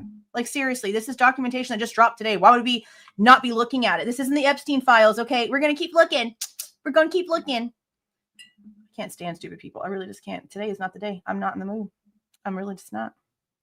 Okay, let's open up this other one. This one is from Eric Warner. I don't know how much different it's going to be, but we're going to find out. Let's see. On 11/13/22, at approximately 11:58 hours, I responded to a report of an unconscious person at 1122 King. Dispatch advised a female was passed out from intoxication and not waking up. See, that was their assumption. That's where they made their first mistake, was bringing the alcohol portion into it. Dispatch advised there was a male seen in the room with the female last night. Okay, see, that's a whole nother story. That's a whole nother story. And that doesn't make it sound as if it's Ethan. That makes it sound as if a stranger was in Xana's room last night. Not just walking through the house, not just seen walking down the hallway or walking through the kitchen, but actually in the room. So that would mean to me that whoever is saying that actually saw more than what they're letting on, which is what we've basically already come to believe. A short time later, dispatch advised the female was not conscious and not breathing. As I arrived, Officer Nunez advised over the air it appeared to be a homicide. I saw a small group of females outside the home in the parking lot. One female advised their roommate was on the second floor and needed help. I went to Officer Nunez's location at the west bedroom on the second floor and passed a male in the living room, later identified as Hunter Johnson. Officer Nunez advised the female and a male in the bedroom had red on them and appeared to be beyond help. I walked out of the bedroom towards Johnson and saw a clean steak knife on a beer pong table. I pointed out the knife to Nunez. Johnson said he had gotten the knife from the kitchen because he arrived and saw the female on the bedroom floor covered in red and did not know if there was anyone else present in the room. Johnson said he checked the room with the knife for protection. Officer Nunez and I walked to the first floor entrance with Hunter. I asked the females and Hunter if there was anyone else in the apartment, and they did not know. Why do they call it an apartment? I noticed that in the book they mentioned apartment too, and that's not what this is. I told Officer Nunez the home was not secure, and we started the process of clearing it. On the third floor in the southeast bedroom, I saw two clothed females laying on a bed on their backs who appeared gone. One female on the left side of the bed in relation to the bedroom door had an extreme amount of lacerations to her face and upper body, which made her unrecognizable. The other female had multiple lacerations on her upper body and some red on her face. I walked to the far side of the bed to determine if the female on the right was beyond help. I saw the female's leg was off of the edge of the bed and had lividity. Once I noticed the lividity in the female's leg, I backed out of the room. Officer Nunez and I checked the rest of the third floor and saw it was clear. There was a poodle in the west bedroom on the bed, which was later taken to the Humane Society. So again, these doors are just wide ass open, and there's an entire animal, a carnivore at that, hanging out in this house where all these smells and all this stuff is, and he's just hanging out on the bed. I find that so difficult to believe. After clearing the home, I briefly interviewed Jay Johnson. Johnson said he was at his apartment. They blanked out the address, but we already know where he's at. And his girlfriend, Emily, received a phone call from one of the girls who lived at 1122 King Road. Johnson said Alant was called by one of the residents who said they could not wake the female on the floor. They could not wake the female on the floor. Okay, see, you can't. Oh, Jesus Christ. I've had so enough of this. They either actually went into the room, saw the blood, saw her hands with the cuts and all the things going on with Ethan, or they didn't. So I don't want to hear they said they couldn't wake up the female on the floor, because that means that they would have had to have gone in there, which means they wouldn't be calling saying, oh, we can't wake her up. They would be calling freaking out because there's blood all over the place. See, the verbiage in these things make me so upset because none of them are matching up. None of the stories are adding up still, even with these police reports. You can't say they could not wake up the person on the floor if they never actually attempted to even go in there because they're pretending like they have no idea what's going on.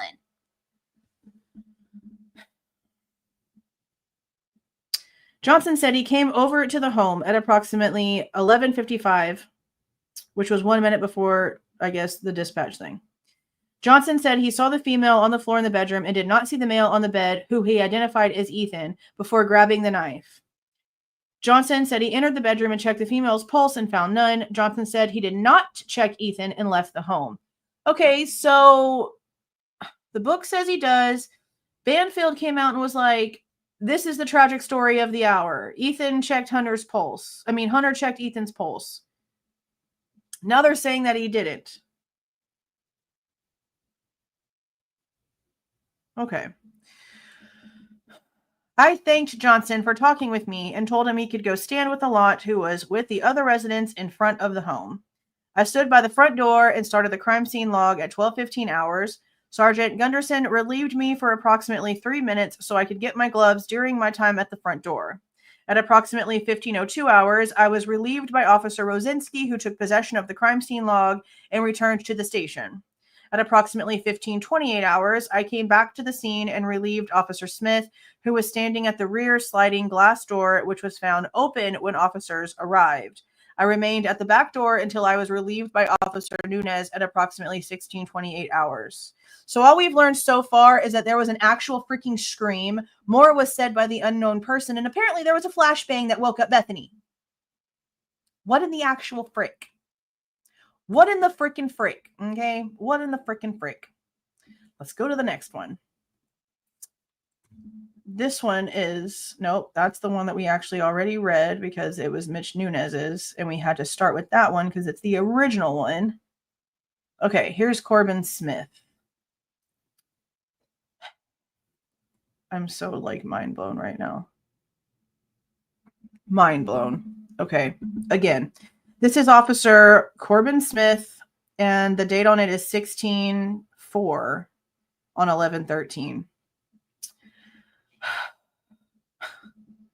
I don't even know what to think right now. Okay. On 11/13/22 at about 1200 hours, I responded to 1122 King Road in reference to possible homicide victims. Officer Nunez had arrived on scene and found a total of 4 deceased individuals. Officer Nunez informed other units he believed this to be a homicide.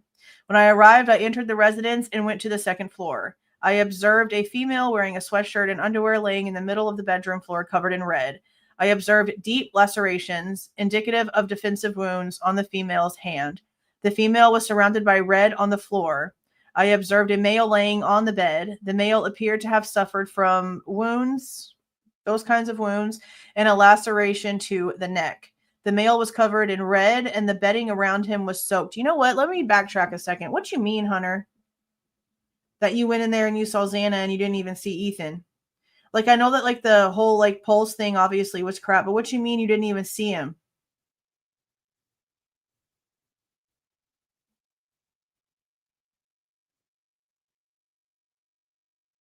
Because he also made a weird statement about how he thought that it was odd that Xana's door was open because Xana doesn't sleep with her door open.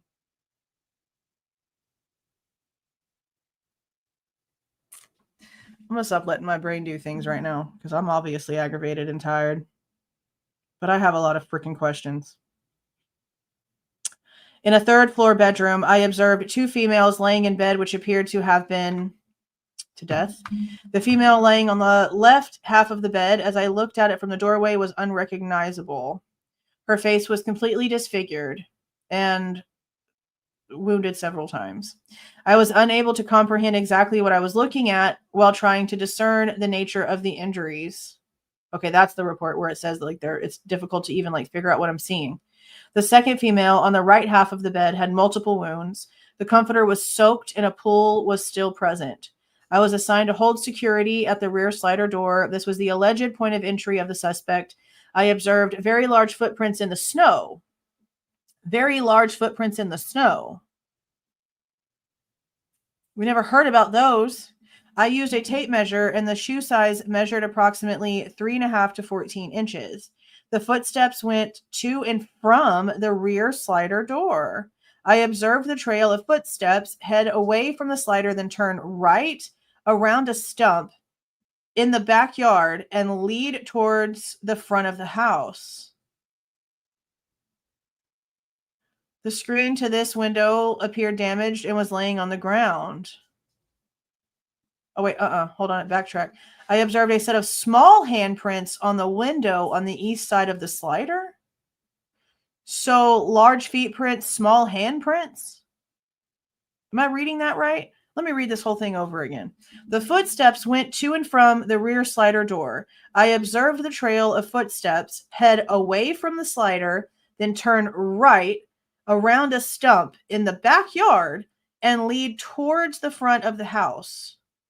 I observed a set of small handprints on the window to the east of the slider. The screen to this window appeared damaged and was laying on the ground. I located smudged fingerprints on the glass back slider. There was a discarded black backpack in the backyard. I photographed these items and attached them to the case. I'm sorry? I'm sorry? So is that where Goncalves is getting this kill kit thing from?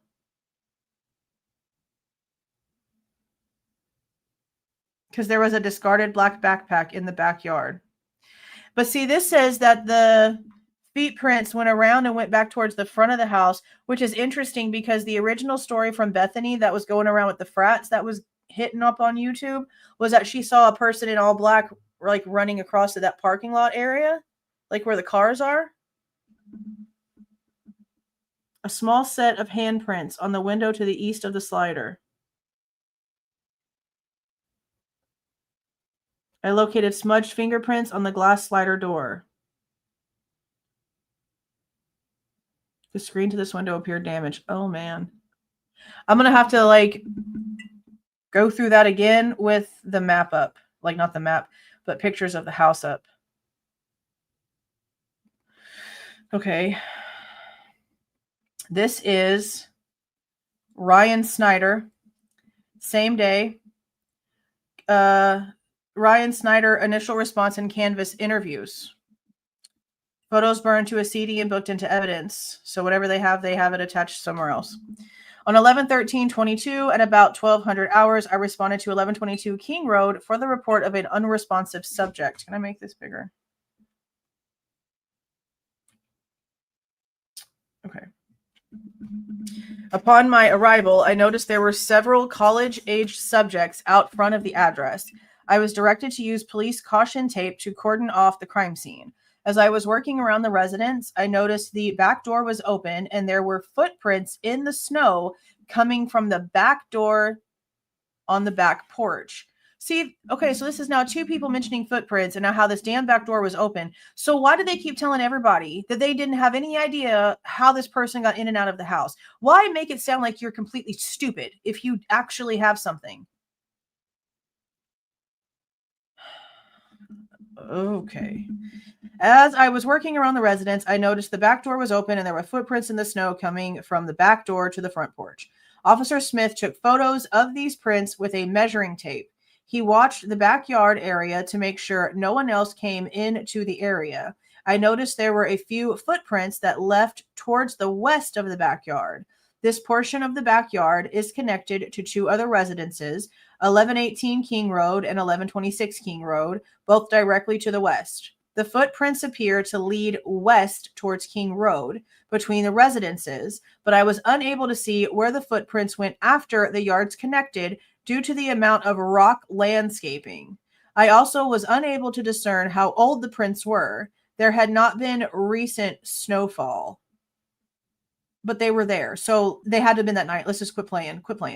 With Sergeant Gunderson, I entered the residence to continue taking photos of the scene. I entered through the bottom floor main door on the north side. I took photographs of the rooms and living areas of the residence. The photos were downloaded onto a CD and booked into evidence. The photos were labeled in this report with a brief description of each photo. As I was down the road of the address near the King Road and Queen Road intersection, I was approached by a college-aged male who identified himself as Jack. This has got to be Jack. He informed me he lived at this address in King Road apartment. He stated his blank lived upstairs. Why are they redacting ex-girlfriend? Because obviously this is ex-girlfriend. Come on. Lived upstairs at 1122 King Road, and they share a dog that was there currently. Jack did not appear to have obvious wounds on his hands, as I would assume the suspect possibly would. Yeah, you would think. Officer Nunez was interviewing subjects about the situation. I asked Jack if he would wait inside Officer Nunez's police car so we could talk with him. He agreed to. I informed Sergeant Gunderson of the circumstance involving Jack. Jack later responded to the police department to be interviewed and then picked up the dog from the Moscow Humane Society shelter. I continued to canvass the area and speak with neighbors at blank, blank, and blank Queen Road, who stated they did not hear or see anything relevant. I spoke with subjects at blank King Road. One resident, initials DL, stated she was walking home from the corner club at about 3 o'clock and thought she could hear music or some type of noise, but she couldn't give any clarifying information more than that due to her level of intoxication that night. Now, remember, the reports say that there was music and singing going on inside the house at the time all this was going on. I spoke with subjects at blank King Road. The majority of them stated they were out drinking at the corner club and got a ride back to their place at about 1:30 and went to sleep at around 2. They did not hear anything out of the ordinary. Blank King Road, blank resident, so an apartment, BP initials, stated at about 4 a.m. he heard a barking dog coming from the east of his residence. He believed it was the dog at 1122 King Road. Now, that part I actually can believe now that people were hearing Murphy, because Maury and Payne did testing and Murphy was barking outside. And that's what this says. As he thought it was the only dog in the area, he stated the dog sounded like it was outside and was barking for about 45 minutes until he believed someone must have let it inside at around 4:45 when it stopped. And says basically that's what it says on that it's on the camera like that. For like 30 minutes after the vehicle leaves, the dog is outside barking. Okay. Blank stated he had a female with him in bed at the time who also heard the dog barking at this time. So I'm guessing that they spoke with that person too. I spoke with the residents at blank King, initials PC, informed me they had a camera facing the west of the address that they believed captures a portion of the road. They first provided me with the SIM card out of the camera. However, they could not get it to work and neither could I. They gave me the username and password to the camera. I informed Detective Mowry of the information and they gave me permission to access the camera footage and record the necessary surveillance video. Okay, so then these are like just the photos that they took. Parking lot, vehicle, back seat of the parking lot. So they opened up the cars and took pictures of the insides. That's interesting to know that they opened up the vehicle and took pictures of the insides of the vehicles, and the defense team still wanted to take in Ethan's Jeep. So that's interesting. This is just stuff of the cars, the yard, the doors. Inside, locked door on the first floor. I guess that's the room that's not Bethany's. Kitchen knife on beer pong table. That's the one that he had that he put down.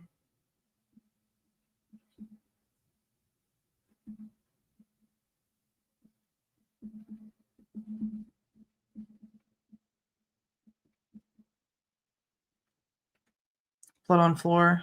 Closet, female victim. Male victim, foot of bed, male victim table. U of I ID card. Second floor living room pong table. Kitchen from living room. Ajar, sliding glass door to kitchen. So they have a photo of the damn thing open. There's someone to play these stupid ass games. Kitchen window handprints. Left handprint. Right handprint. Kitchen window face mark. Okay. The landing, desk and drawer, dog kennel, foot of bed, bathroom, southeast bedroom, door had cast off on it. Maddie and Kaylee together. And then I guess these are the vehicles that were just parked on the road themselves that belong to other people that they took information for. Pontiac, Toyota, Ford, Buick, Volvo, Dodge, Hyundai, Subaru. Miscellaneous vehicles. Medical mask outside of King Road ×3. That's interesting that they didn't tell us about that. Okay.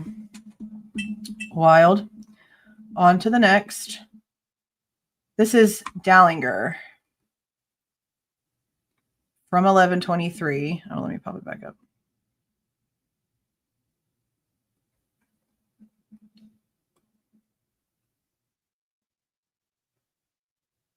Okay. So these are interviews also. J and JK interview. I guess we'll find out more here in a minute. Now, this is the guy that at the thing today, he's now the captain. So he was that first guy with the dark hair and he's like real tan. He was the one. This is him. He was the one that talked first. Okay. Let's see. On November 13th, 2022, at approximately 12:53 hours, I arrived on scene at 1122 King Road and spoke with Sergeant Gunderson and Sergeant Lawrence, who gave me a brief overview of the information gathered at that time. Sergeant Lawrence informed me that the Idaho State Police were going to assist in the investigation and were organizing to respond to the scene. Sergeant Lawrence responded to the police department to begin interviews. I remained on scene on the perimeter awaiting further information. Approximately 1 hour later, a male approached the scene and began speaking with Sergeant Gunderson. The male was identified as J.K. Jeff Kernodle. I overheard Jeff state his daughter lived in the 1122 King Road, and he had been trying to get in touch with her but was unsuccessful. It was also learned that Jeff's daughter Jasmine was nearby the scene. What does that mean? She was already like close by. I wonder if Emily had called her. I don't remember if they said Emily called Jasmine. I asked Jeff if he and Jasmine could come to the police department to speak with me. Jeff agreed, and I returned to the police department. I contacted Sergeant Lawrence at the police department and asked if he had the names of the victims. Sergeant Lawrence stated he did and gave me the list. I saw one of the victims' names was Xana Kernodle. I then met with Jeff and Jasmine in the interview room off of the police department lobby. Once in the room, I activated the audio and video recording equipment. I asked Jeff and Jasmine for their information, and they both handed me their Arizona driver's licenses. After writing down their information, I asked Jeff what the name of his other daughter was. Jeff told me her name was Xana. I then informed Jeff and Jasmine that Xana was identified as one of the victims and that she was gone. They became very upset and were crying heavily. I asked Jeff and Jasmine when the last time they communicated with Xana was. Okay, here we go. This should have something in it because he said something earlier today, but so we'll see. Jeff stated he texted with, Jasmine stated she texted with Xana on 11/11 at approximately 1700 hours. Jeff said he texted the text messages were brief. No, Jasmine said the text messages were brief and not of any substance. Jeff said he texted Xana on 11/11 at around 1540 hours, and she responded stating she was at work. Jeff then told me he last spoke with Xana on the phone on 11/11 at approximately 2140 when they spoke about going to the WSU football game. I asked Jeff where Xana worked, and he said the Mad Greek. Okay, what happened to the phone call that you just mentioned today in court, though? And what we've been hearing about. Why wasn't that mentioned?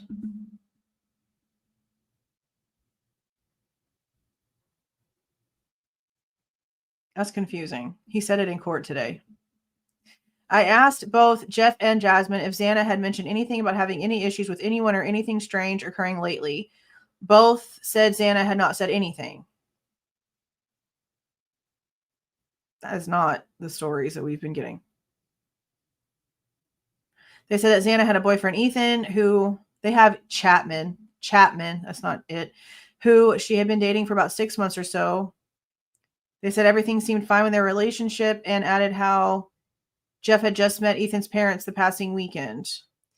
It should be noted that he was in town visiting, but resides in Avondale, Arizona, and it was Washington State University's parents' weekend. I asked Jasmine and Jeff if there was anyone they wished for me to contact for them, or if they wished to speak with anyone, such as a member of clergy. Both told me no. I gave them both my business cards and informed them our detectives would be in contact with them in the near future, and then they left. So he didn't say anything about it. He didn't say anything about what he said today and what he's been saying forever. Okay. Okay, now this next one goes into 11:14, but let me check and see if it's like, no, the next one goes into 11:14 too. Well, that's just like the date that it was written, so I guess it's fine. Okay. This one is from Aaron Morris. Okay, well, I think I can make it bigger. Okay. On 11/13/22 at around 1300 hours, I was advised by Captain Barrett to respond to work due to a homicide investigation. I was told to remain available for calls for service. At around 16:30 hours, I relieved Officer Rosinski on the north side of 1122 King Road. I was stationed for scene security and helped keep a log of who entered and exited the crime scene. Officer Smith entered at 1700 hours and exited at 1725. ISP Talbot entered at 1700 and left at 1740. Corporal Payne entered at 1700 and exited at 1723. PA Jennings, Ashley Jennings, entered at 1703 and exited at 1723. So with Payne, basically. ISP Jake entered at 1725 and left at 1738. ISP Gideon entered at 1725 and exited at 1739. Sergeant Blanker entered at 1728 and exited at 1740. Corporal Payne entered at 1728 and exited at 1738. They're like not spending hardly any time in there whatsoever. Officer Sturck relieved me from the north side of the residence, and I went to the south side to relieve Officer Nunez at around 1800 hours. I stood at the rear of the residence for scene security. I assisted Sergeant Blaker in putting evidence tape on the sliding glass door on the south side of the residence. The tape was to ensure no persons tried to access the scene overnight. I returned to the north side of the residence for the remainder of the night. Once ISP and investigators made their final walk through, the residence was secured at 23:44 hours. Officer Rosenthal relieved me and I cleared. Okay, that's all for that one. This is John Lawrence. So we have a Lawrence Mowry and we have a John Lawrence. Two completely different people. Okay. On 11/13/22, at about 1200 hours, Captain Barrett called me and informed me that there had been multiple victims of a homicide located in the residence on King Road and requested all available detectives. I called Detective Vargas and was informed she was out of town and would be back in Moscow on Monday morning. I called Detective Mowry and he informed me he would be on his way shortly. I called Lieutenant Mike Mooney and told him I need assistance from ISP detectives in processing the crime scene. Lieutenant Mooney put me in contact with Sergeant Gilbertson. I briefed Gilbertson on what I knew and he told me he would start to assemble his team. I responded to the scene where I met with Sergeant Gunderson. Gunderson informed me that officers were dispatched to an unconscious person at 1122 King Road, and that is when they found 4 deceased college-aged people in the residence. I told Sergeant Gunderson I needed someone from his team to return to the police department to start writing an affidavit for a search warrant. Sergeant Gunderson asked Officer Nunez to handle that task. Ooh, I just pressed a button and made it way too big. What in the world? Okay. I then did a very brief walkthrough of the residence. I entered the residence from the entrance on the north side of the building. Officer Warner, who was securing the scene, logged my entrance into the residence. I then went up to the stairs and located a deceased female on the floor and a male in the bed on the west bedroom on the second floor. I climbed the stairs to the third floor and located 2 deceased females on the southeast bedroom. They were both in the bed. I spoke with Officer Smith, who was securing the residence at the south entrance for a moment. Then I exited the residence through the north entrance. Officer Warner noted my departure. I called Sergeant Gilbertson and informed him of the additional information provided to me and what I had seen. I told him MPD would be needing their assistance. I also told Sergeant Gilbertson MPD had an officer writing an affidavit for a search warrant. I returned to the police department where I met with Sergeant Blaker and Corporal Payne, whom I had called earlier and requested they respond to the police department. At this time, Detective Mowry was at the police department. I requested they interview the other occupants of the residence where the deceased were located.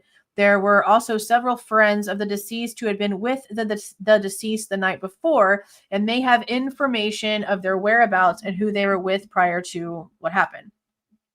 Those interviews started at 13:48 hours. Those to be interviewed arrived at the PD at about 13:30 hours. I put them in the training room and provided them with drinks and snacks. Captain Lanier arrived and asked me how he could help. I requested he find officers that were not already tasked and complete a canvass of the neighborhood. Captain Lanier took care of the neighborhood canvassing. Okay. At about 14:23 hours, Jeff Kernodle, the father of Xana, arrived at the police department. He was informed of Xana's death by Captain Dallinger. Captain Barrett informed me Ethan Chapin's family had been notified of Ethan's death. Captain Barrett asked me to take care of the death notifications for Maddie Mogen and Kaylee Goncalves. Captain Barrett provided me with the information the university had on file for Mogen and Goncalves. There was no emergency contact information for either, so I called Kootenai County Dispatch due to Mogen and Goncalves' home addresses being in Kootenai County. I provided the KCSO dispatcher of the addresses listed with the university for Madison Mogen and Kaylee Goncalves. Told me she had the names. I'm guessing this would be Stephen Christie Goncalves. I guess they're hiding the person in Kootenai County that he talked to. Listed as residents of the address provided for Kaylee Goncalves. I requested a death notification for them. I was contacted by Deputy Mitch Jan from KSCO. He asked what he could tell the parents, and I informed him we knew very little at this time. A short time later, Deputy Jan called me and told me that when he arrived to give the notification, the parents were already aware. I mean, yeah, technically. I also provided Madison Mogen's address, and M was not able to locate anyone with the name Mogen at that address. M said she would send a Coeur d'Alene PD officer by the residence to make contact. A short time later, Officer Matt Sanchez? Is that supposed to be Sanchez and he can't spell, or is that actually how that's supposed to be? Psychus? Request I call him. When I made contact with Officer Psychus, I'm probably not saying that right. He told me blank and Blake. Okay, so this would be Scott and Karen Laramie, parents of Madison Mogen, were driving to Moscow about 20 minutes after my conversation with this officer. The Laramies arrived at the PD. Captain Barrett gave the death notification. Captain Barrett requested I interview them. I spoke with Scott and Karen in the lobby interview room. They told me they had a great relationship with Madison. She got along with everyone. She had a strong relationship with her boyfriend, Jake, who lives in Boise, and that she had just gone to Boise to see him the weekend prior. Okay. Madison and Jake had been dating for about a year and a half, and Jake is from wherever that says. I asked if there were any problems with past boyfriends, and there were none to their knowledge. I asked if Madison had mentioned any stalking behavior from anyone or anyone that made her uncomfortable, and they said she never spoke anything, never said anything. Okay.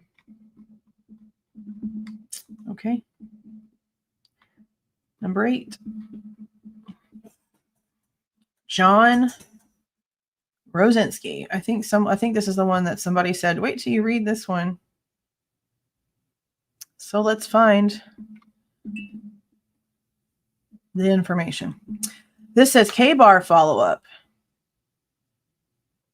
Okay. 11/13/22. I received a phone call advising me there was a quadruple homicide at 1122 King Road. I arrived to the Moscow Police Department, put on my police-issued uniform, and relieved Officer Warner at the above address, who was currently holding scene security and maintaining a log of who came in and out of the apartment at the front door, which is on the north side of the apartment. I don't know why they're calling it an apartment. It's a 3-story house. I was on the scene for about 2 hours until I was relieved by Officer Morris, who took over my duties. The following day, on 11/14/22, I learned that a sheath was found inside the apartment. The sheath was tan in color and had a Marine Corps Eagle Globe and anchor symbol on the sheath. Why is this the first report of this? We haven't read anything from actually dated 11/13 about this yet. I was tasked to follow up with the businesses in town to see if that particular knife was sold there. I followed up with the Tri-State Outfitters, Big 5 Sporting Goods, Moscow Building Supply, Spence Hardware, and Walmart. Each of the above stores does not sell a K-Bar brand knife. Okay. While at Walmart, I was speaking with a staff member, blank, name listed on name tag, who was showing me the knives on display. She told me about 2 to 3 weeks ago, a white college-aged male asked for a black ski mask that would cover his face. Blank was unable to provide much detail other than he was taller than she was and maybe had tan skin complexion. Blank said she advised the male they did not have any black ski mask and only camo. Blank said the male then walked away. Okay. On 11/14/22 at about 11:45 hours, I spoke with PR at the Memorial Gym substation. I don't know who this is. R is currently the blank for the fraternity blank blank. This must be Sigma Chi. This must be the guy that was like the president of the fraternity, because they basically put that person in control of like being able to answer however they wanted to for the fraternity. So I'm assuming that's what this is. I asked R if he could walk me through what he did on the night of 11/12/22 and the early morning of 11/13/22. R said at about 18:30 on 11/12/22 he was at a party. R said that the party was at the Tree House, which is an off-site campus house for the sorority blank. R did not know the specific address, but said the house is near the White's apartment. That kind of sounds close to King Road. R said the party that he saw, that is the party, okay? Because remember, they didn't go to the formal. All the bullshit about the formal is bullshit. There actually was like a party at the house instead that night. R said he was at the party. He saw Emily, this is EA Emily, who was with Ethan, boyfriend, unknown name, maybe Hunter. Who was with Emily's boyfriend? What? Emily was with Emily's boyfriend, maybe Hunter. So they were together. R said Alant was the only member of blank that he recognized at the party. R said he left around 2200 to 2300 hours. R said he went back to blank and watched a movie with initials CD, TR, and KS. R said he went to the corner club at around 1:49 hours on 11/13 to pick up JD. Is this Jack getting picked up by this person? And NR. R said they were alone and not with anyone. R said he dropped the three above individuals off at their apartment off of King Road. R said after he dropped them off, he went back home.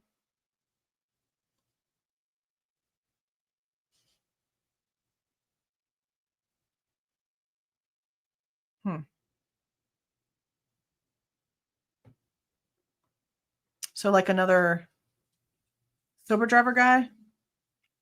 Maybe? I don't know who the R person is, though.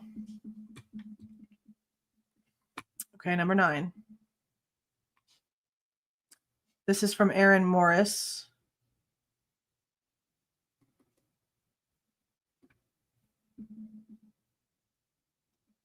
One more. Okay. On 11/14/22 at approximately 1100 hours, I responded to 1122 King Road in regards to follow-up. I took note of who came and went from the scene, ISP detectives, as well as Sergeant Blanker, Detective Vargas, and prosecuting attorneys entered the residence. GC arrived shortly after with her cadaver dogs to attempt and locate a blood trail from the residence. Now, we heard there wasn't one. ISP entered the residence at 11:25 hours. Detective Vargas entered at 11:26 hours and left at 12:26 hours. Sergeant Blanker entered at 11:27 hours, exited at 11:49 hours. Prosecuting attorney Ashley Jennings and William Thompson entered at 11:30 hours and left at 11:53 hours. PA Jennings re-entered at 1200 hours. Sergeant Blanker re-entered at 1200 hours with Detective Vargas. C arrived with her K9 at 1316. They all remained in the area until 1421. Everyone cleared the scene and the residence was secured again at 1421 hours. I stood by on scene for security until relieved.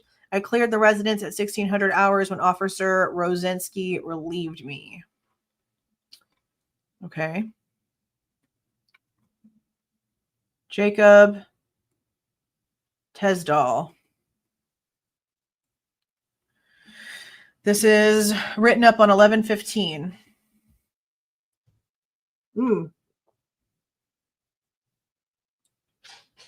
It's talking about the plainclothes detail too, from the Banfield stuff. Okay.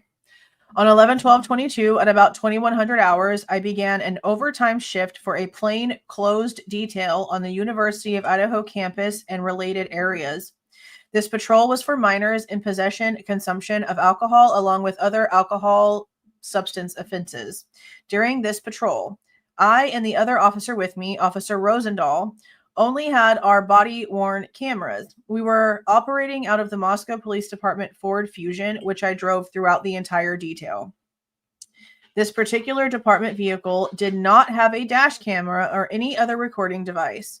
My street time conducted the plain clothes detail concluded at 03:52 hours on November 13th, 2022. 1 minute after Dylan's, phone contact edition.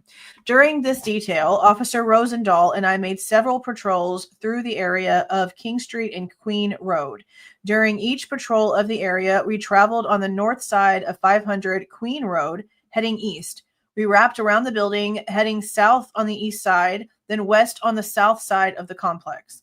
We then traveled north on the west side, turned west onto King Road, and proceeded to King Street. During one of the patrols in this area, while approaching the southwest corner of 500 Queen Road, I recall seeing a darker colored vehicle with taillights on. Okay, but y'all told us y'all were looking for a white car.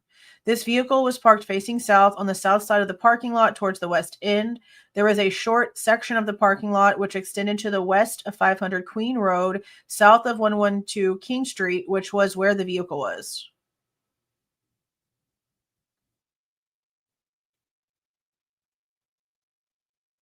Okay. Dark vehicle at King Road. Each time we patrolled the area, I drove the same route. During the final patrol, which was the best of my recollection, was between 2 and 3 2 a.m. and 3 a.m. on November 13th. As we traveled north on the west side of the apartment complex, I saw several individuals approaching the residence of 1122 King Street.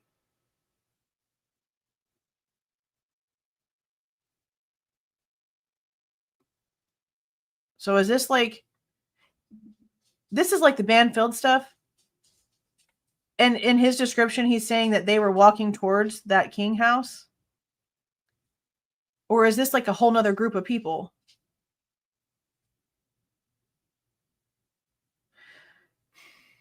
Okay. During this detail, I was looking for alcoholic beverages, open alcoholic containers, and individuals who appeared to be intoxicated. I observed the individuals as I drove past, but did not see any reason to contact them for our related patrol. Okay, so how are you going to sit here and tell us that you're seeing a group of several people walking towards King Street? And then remember, whenever he actually has people pulled over technically in the Banfield footage, there's those 3 or 4 heads running in the background.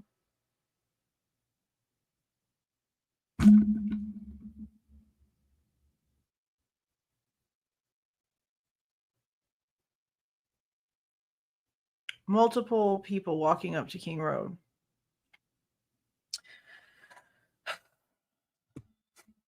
I recall my view of the individuals being obstructed by vehicles and brush on the east side of the parking lot for 1122 King Street. The individuals were walking close to a vehicle which was parked on the northeast corner of the lot. As I turned into King Road and traveled west, I continued to view the individuals. From my recollection, there was at least 2 individuals, possibly 3. I recall one of the individuals having blonde hair. Okay, well, that could have been any of 4. I do not recall exactly how many individuals there were, what they were wearing, or any other details as I quickly looked for beverages in their hands and whether they were staggering from intoxication. So I guess this could have been the girls getting dropped off. But is Eric's car a dark color? Because I could have sworn it was a white car. Since we made several patrols through the area, I cannot say with 100% confidence I saw the vehicle in the same place as I saw the individuals. So the individuals could have been one place that the car wasn't, or they could have been together. You don't really know. Upon review of my radio history, I contacted 3 individuals at blank Taylor Avenue at about 02:55 hours. To the best of my recollection, this was after exiting King Street after seeing the individuals at 1122 King Street. Yep. That right there is the Banfield stuff that we watched. And now they're saying they saw people walking towards King Road, but then they also are saying that somebody was outside that looked like they just had blonde hair. This kind of recollection stuff, this is why eyewitness testimony is not valid. because home dude don't even know what the frick he's looking at, like at all. Okay, so this one is for David Hathaway. I don't think I've heard that name. This was dated 11/15. Voicemail and call from somebody with an S. Somebody claiming they were friends with Maddie. Okay. So I guess this is like a tip that we're getting information on. One more. Okay. On 11/14/22 at about 22:42 hours, dispatch advised they were forwarding a call to my cell phone. My phone briefly started to ring, but then it suddenly stopped. For some reason, the call was forwarded to voicemail before I could answer. When the voicemail came through to my phone, I learned it was from JS. Is this Showalter maybe? The voicemail said, "Hey, how's it going? My name is JS. My phone number is this. I just wanted to make a statement to you guys because I was close friends with Maddie Mogen. I was with her at the corner club most of the night, and then after we left, we wanted to go to John's Alley, and we stopped at the grub truck." This is Jack Showalter. Okay, so he called the police the very next day. I just wanted to make a statement about unintelligible, so they can't figure out what he said. I don't know if anything is helpful, but I was just with them for like a little bit. So if I could be of any help, I would like to give me a call. Thank you. Shortly after I got the voicemail, Showalter called dispatch again and was successfully transferred to my phone. So he constantly was trying to make sure he had a statement in there. Okay. At about 22:46 hours, I talked to Showalter on the phone. Showalter essentially said the same thing he said on the voicemail he left. He said he was out with Maddie at the corner club until about 0300 hours, so 2:30. Showalter said several times he did not know who the other girl was that was with them that night. So he's claiming he's super close to Maddie, but doesn't have a freaking clue who Kaylee is? I don't see how you could be close to Maddie and not know who her best friend forever is. So, okay. Okay. Showalter described the girls getting into a silver sedan. Okay, so silver sedan. Okay. That'd be Eric's car. Supposed to be Eric Gower's car. After they got food at the grub truck. I confirmed Showalter's name, date of birth, address, phone number. I also confirmed with Showalter he drove to his parents' house at blank blank in Boise. I asked Showalter how long he planned to be at his parents' house, and he said he was skipping the next week of classes and would remain in Boise until after Thanksgiving break. He said he was willing to talk to a detective about his involvement with the case. He said he does not have a roommate at his Queen apartment and that he lives alone. I recorded our conversation with my dash camera and BWC, body-worn camera. The videos were uploaded to the WatchGuard server, so those should be able to be FOIA'd. I attached the audio file of the voicemail Showalter left me to the case through Spillman. So that's probably like one of what those voicemails also said. Okay. So this one is from Gunderson. And it's also dated 11/15/22. Okay. We're going to go until this is at like even 3 hours and it's at like 2 hours and 22-ish minutes. So we're going to go for about another 40 and then I'll get off of this. And again, I'm off the rest of the week. So until Sunday, I can like go live twice to go over these. So I'm probably going to go live tomorrow around like 11 Central Time. 10 or 11, we'll see. On 11/14/22, I responded to the area of King Road and Queen Road. I photographed and looked in the 3 dumpsters in the area outside of this address, and then 112 King, and then another King Road address. All 3 dumpsters were located on the street. I saw nothing of evidentiary value in the dumpsters. I photographed them and cleared the area. ISP later pulled the trash pursuant to this investigation. Some red was located on the 2nd floor at Blank Taylor Avenue.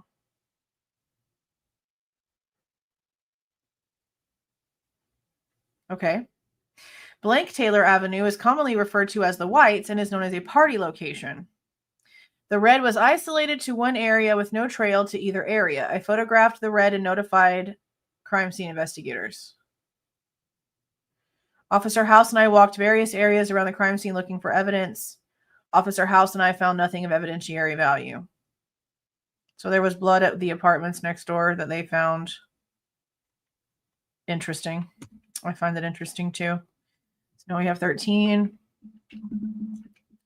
Oh, Lanier. We have a report from Lanier now. Now this one is also 11/15 of 22. It's about the Corner Club. Some stuff about the Corner Club. On November 15th, 2022 at 09:30 hours, myself and Detective Mowry responded to the Corner Club to contact the owner. His name is Mark Trevisio or something like that. I don't want to say his last name incorrectly 1,000 times, so just Mark. This was a pre-arranged meeting to view video from the evening of November 12th to the early morning hours of November 13th, 2022. The purpose was to confirm that Maddie Mogen and Kaylee Goncalves were at the Corner Club as had been reported, and to try and identify individuals seen on the Grub Truck video later in the morning, specifically a male who appeared to be accompanying them. See, this is like the same day that Jack has already called, so how do you not know already? Unless the timing is different, but you'd think that like they would be notified when there's updates on stuff like this so that they wouldn't go into a situation like this completely like absent of what they should already know. Upon arrival, the owner already had the video up on the screen and queued to the proper time frame. Detective Mowry began scrolling through the video, which consisted of multiple views and multiple screens that were all in time sync. We determined that Goncalves and Mogen arrived at the Corner Club at 2200 hours in a Prius-type vehicle with one other identified female. So there was another girl. And the book, this damn book, is the first place we ever heard of there being another female, and now it's in the whole damn police report. They showed up in, now it's supposed to be the exact same car, so this would be Eric Gower driving a silver Prius, is how this is being described. The vehicle was determined to be an Uber vehicle and the driver identified, but it's not Uber unless it is Uber, and they've been lying to us the entire time because, you know, at this point, probably. Goncalves and Mogen mingle around the bar but spend most of their time at the front along the bar next to the left end as you face the bar. They make occasional trips to the restroom and speak to several people as they mingle. At 22 minutes after midnight, Kaylee paid her bar tab using her credit card, which consisted of 9 well vodka and 2 add juice. We saw that receipt. Provided a copy of he got a copy of it. We've seen it. At approximately 1 a.m., Kaylee engages in a conversation with a subject identified by the bar staff as John Jack Showalter, I guess is what is in parentheses. Jack John Showalter, whichever one around it is. Showalter was seen with Goncalves and Mogen. So he's telling the police that he doesn't know who Kaylee is, but it says Kaylee's the one who started talking to him before Maddie. Okay. This appeared to be a consensual conversation, and it appeared that they knew each other, but he's telling the cop that he doesn't know her, that he only was close to Maddie. But at this time, Kaylee and Jack are talking amongst themselves. Maddie comes in afterwards. Mogen joins the conversation, and all three remain generally in the area of the bar near the wall. Nothing stood out during the time, and both appear to know Showalter. Now, see, the book says something about how they were trying to get him to go to another party. So I wonder if that's true. Because now he's like not being honest about knowing who she is. At 1:31, Showalter said Showalter paid his bar tab with his credit card, consisting of 5 cans or bottles and 2 kamikazes. After paying, he walked to the back of the bar, went into the restroom, came back out, retrieved his coat, and came back to an area near the exit where Goncalves and Mogen were waiting. So is it Jack that they're talking to in the photo, but it's not Jack Decor? Is it actually Jack S that they're talking to in the Corner Club photo? Because I know a lot of people don't think it's Jack Decor. I still think it's Jack Decor from like the way that it looks in my head. It looks like Jack, but I guess it could have been the other Jack. I'll have to go back and look at the photo because I could just be like missing parts of it in my brain right now. Okay. He came out, retrieved his coat, and came back to an area near the exit where Kaylee and Maddie were waiting for him. Showalter waited in the background while the girls finished conversing with others. Then they all exited the building at 1:37. The parking lot camera shows them walking away together across, then out of the parking lot in a westerly direction. They were all dressed the same. In the grub truck video, with Showalter wearing a white or very light colored hoodie with a brown coat over it. Yeah, and see in the picture, there's like a grayish hoodie and a hat.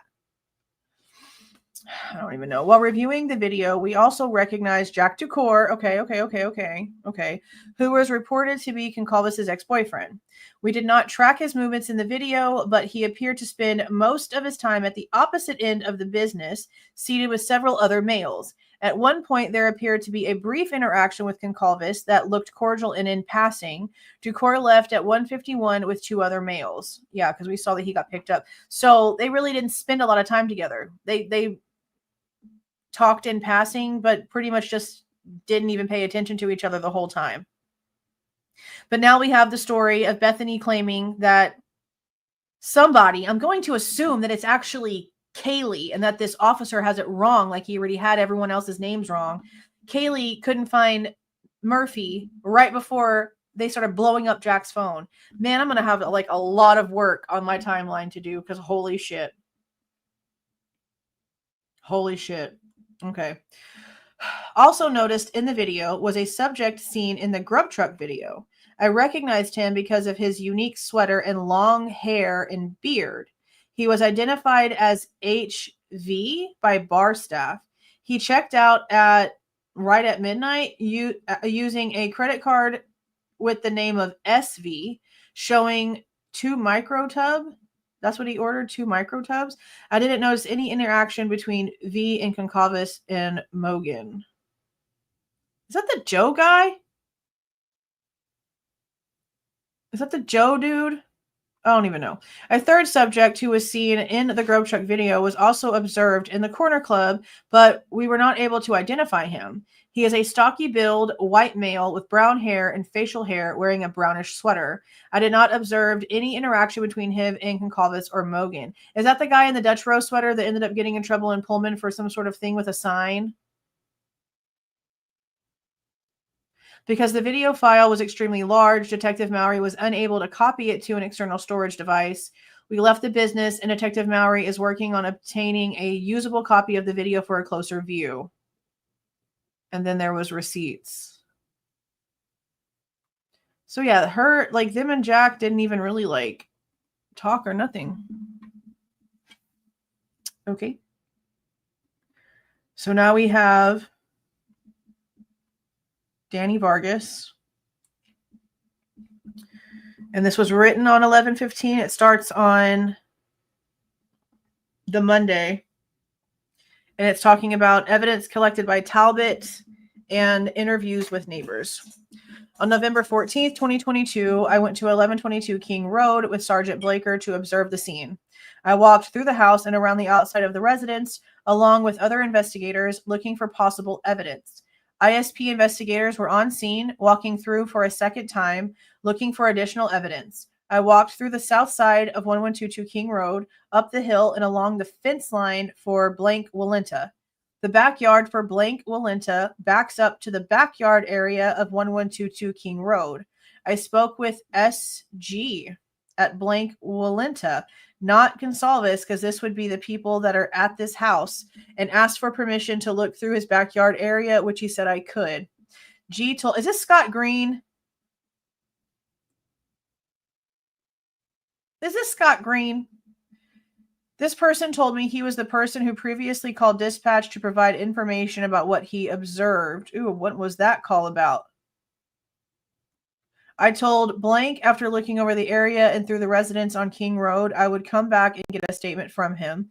I did not locate anything of interest in the backyard of Blank Walenta or in the hillside behind 1122 King Road. I walked into 1122 King Road and looked through the house with other investigators.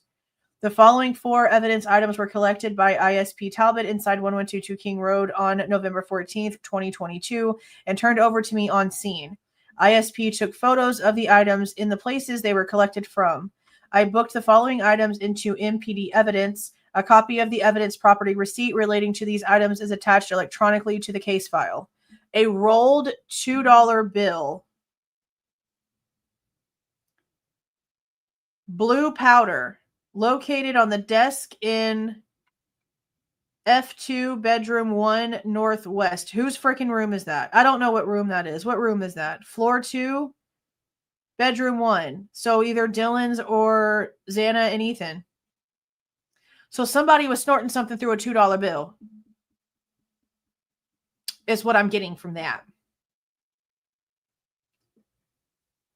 And there was also a blood sample taken from the living room on the wall.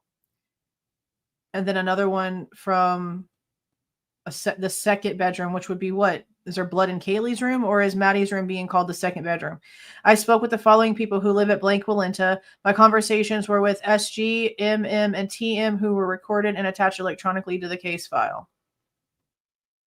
A $2 bill and some blue powder. What the frick is blue? Isn't Fint blue? That's like, soon as I said it. Oh, that's what they call it. They call it the blues, don't they? Yeah. That's what they call the videos that you watch of like everything going on in like Portland and how they're like zombified hanging there. They call it the blues. Damn. With a $2 bill. That's crazy because that's what I give. I like give $2 bills to my kids because they're like cute and memorable. There's even a guy like around Christmas, he walks around in a Santa outfit at the local Walmart and gives kids $2 bills. He's done it the last 2 Christmases that we've lived here, so I'm guessing that he's just somebody who does it. That's wild. Okay. So somebody was snorting some blue stuff. Okay, so this is the SG person at Willenta. I'm going to assume it's not Scott Green because that's like a different direction to where Scott Green's house is. But I do know that there is actually, if you look at Willenta, like on the maps, there's a house right behind King Road that's completely blurred out. So I just assumed that was one of the houses that they probably had like security footage or maybe something from. SG told me the following. He woke up a couple times on Saturday night. He looked at the clock, saw that it was 14:17. That's the time on the cameras. So this is not really Saturday night. It's technically Sunday morning. And after about 5 minutes of waking up, he heard a dog barking outside from the direction of 1122 King Road. So this is also not just people doing testing, 2 people doing testing, but this is technically 2 people from 2 different directions. Now we have someone from Willenta, which is behind King Road, and someone at the apartments next door, both of them claiming that dog was outside barking. Okay. He said he was going in and out of sleep, and after an hour, around 5 o'clock, he still heard the dog barking outside from the direction of 1122 King Road. G said his bedroom is on the far northeast side of Blank Willenta and is closest to the backyard of 1122 King Road. G said there was a motion light outside of his window and said if it turned on, he would have noticed it. G told me he has lived in this residence since January and has not heard the dog barking outside before in the middle of the night. Yeah, well, you don't usually, whatever, the dog doesn't normally go outside in the middle of the night. I then spoke with M. This is the guy. M told me on the 13th he woke up around 2:30 and left the house around 3. M said he had a blank extended training day and it lasted 12 hours. Why are we blocking out what kind of training day this is? Is this military training stuff?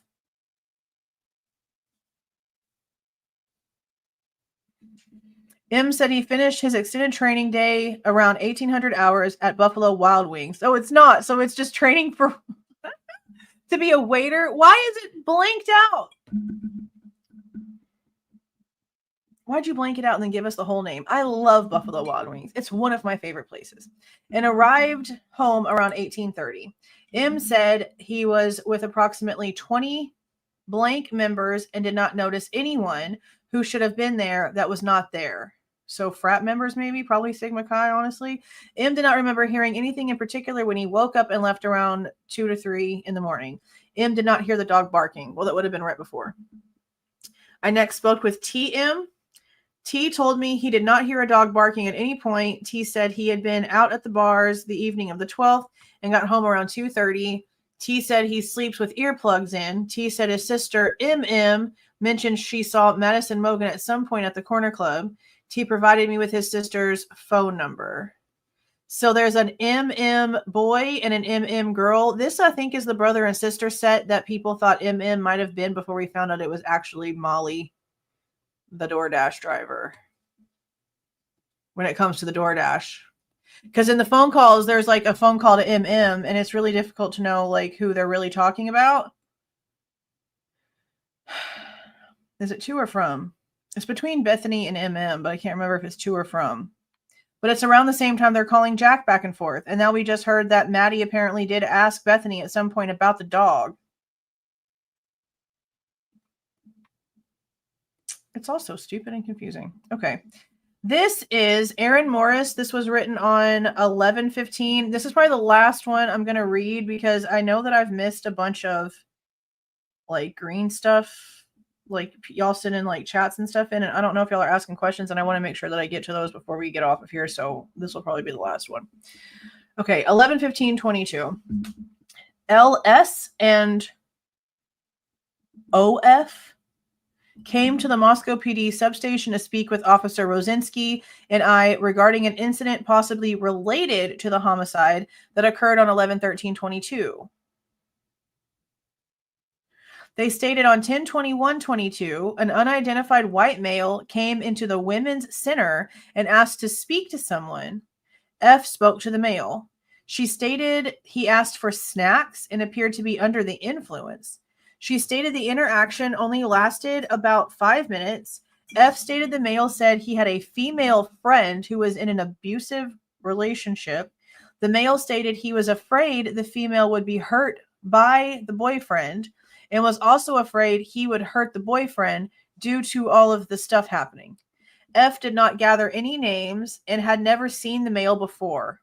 I asked F and S if they had any contacts with any of the victims. They say they did not, and they did not have any of their contacts documented. On 11/15/22 at approximately 11:50 hours, AA came into the substation to speak to me. I was told by Corporal Payne A went to Gritman on 11/13/22 to seek medical care for cuts on his hands. Who is AA? I asked A what happened to his hands. He stated on 11/12/22 at around 2000 hours, he cut his hand attempting to cut chicken for a sandwich. A stated he was intoxicated, and when he was trying to cut the meat, his pocket knife slipped and cut his hand. I asked when he went to the hospital. He read his wristband from the hospital, and he said he went in on 11/13 at 1400 hours. Okay, well, that's like 2 o'clock, isn't it? Like in the afternoon. In the afternoon. A told me he lived at the blank house. Okay. The laceration was on his right hand. He sent me a photograph of the injury and I attached it to the case. He sent you a photograph. This was 2 days later. You didn't just take a picture of it yourself? I asked A if he knew any of the victims. He stated he had seen Ethan 2 times at parties, but did not know any of the females. He said the blank sister house was blank. What? He said the blank sister house was blank. What does that mean? He said it was a national standard, but he had friends from multiple sororities. What are you even discussing, sir? A ran me through his weekend from Saturday morning. He stated he slept in Saturday morning, 11/12/22, and woke up around 9:30. A said he went to the tree house, which was a blank outhouse located at blank Taylor Avenue. He said he spent the whole day there watching the game. He said he left the tree house at around 19:30 hours and went back to the blank Elm Street. He said he was drinking all night and finally went to bed on 11/13/22 at around 4 o'clock. Go figure. A said he was with his friends, LM and OK, all night. A provided me M phone number. Officer Rosinski talked to M later at the blank house. M said he and A were walking downstairs at the blank house when A missed a step and fell into the window. M said at the time neither he or A saw any blood. M said A was cutting chicken and he saw the injury. According to M, A was extremely intoxicated and thought he cut his hand while cutting the chicken, but M believed he cut it on the glass. So there's broken glass, there's knife incidents, there's like multiple injuries. Like, what are we doing here? A said he was willing to sign a consent form for medical records if we needed them. A said he could not remember if he cut his hand on the window or with the blade. A said his friends told him to go to the hospital to make sure there was not glass in his hand. I went with A to the house. He showed me the window they found broken. I photographed the window and attached it to the case. On 11/16/22, I responded to blank address or somebody's house or some sort of phone call at blank Main Street. A person of interest, Jack Showalter, they're calling him that. Okay, lived at blank blank. L confirmed blank lived at the unit alone. They said they didn't offer free internet service to tenants through blank blank. Oh, they did offer free internet service to tenants through blank blank. That would have been the name of a business.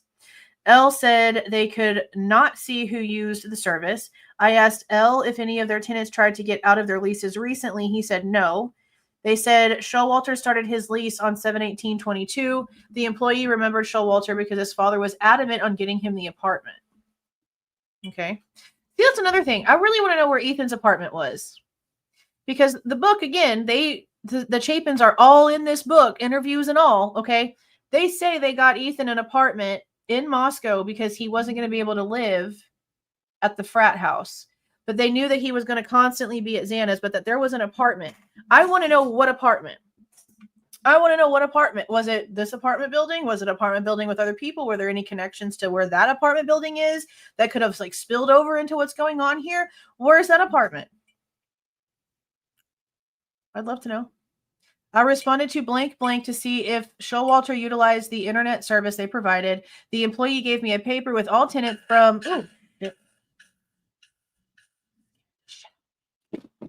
Okay. The employee gave me a paper with all tenants from blank Queen Road that used it. Showalter did not use the service. So he lived there and did not utilize the free Wi-Fi. That's wild. On 11/16/22, I was asked to follow up on individuals connected to victims or people of interest.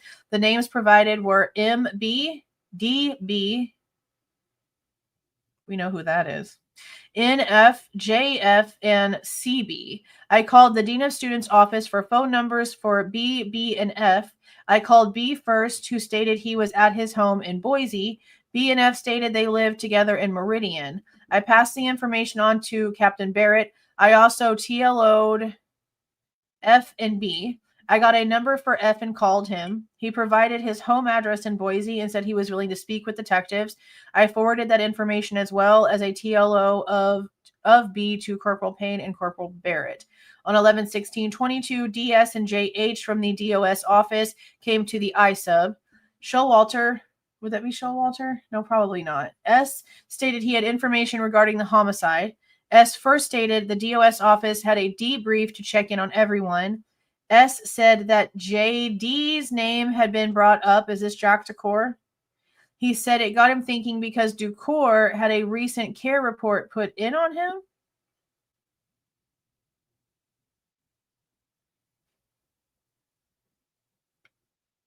On 11/13/22, Ducour emailed the DOS saying, had a few different circumstances in my life that have substantially decreased my mental health. On 11/4/22, oh, so this was right before this. Okay, so this was on 11/3/22 that this person said something to the DOS about having issues with mental health. The next day, this person called D. S said D seemed distant, distracted, and sad. S also brought up the grub truck video. He said he was guessing, but he believed it was D following the victims and hovering around them. But it was Showalter.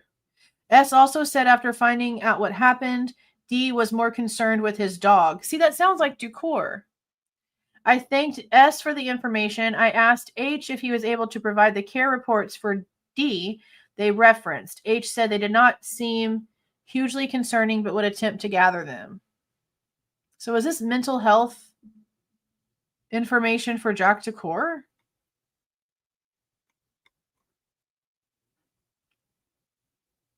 From prior. Because it says the first one was on 11/3.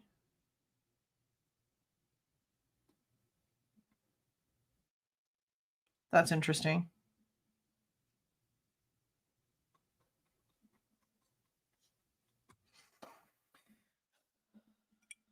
That's interesting. I don't even know, like, if these names are even accurate to what we're even guessing, because they've already got actual full last names wrong. Wild as shit. Okay. That's it for tonight. We read through 15 of them. And like I said, I'm going to go live tomorrow at sometime between 10 and 11.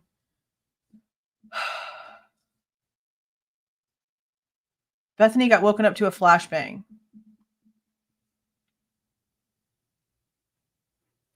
Firecracker and a bright light. Bethany is now involved with the dog going outside, but did she go outside with Madison or did she actually go outside with Kaylee? I feel like Olivia would know that because Olivia is the one who came outside and on interviews and said they watched all this stuff happen. So she would know. And now Bethany also claiming that they couldn't find the dog at some point. So when did Bethany actually like fall asleep before she was woken up by a flashbang? Because she technically could have fallen asleep sometime between like 3 and 4 if she was downstairs at any point.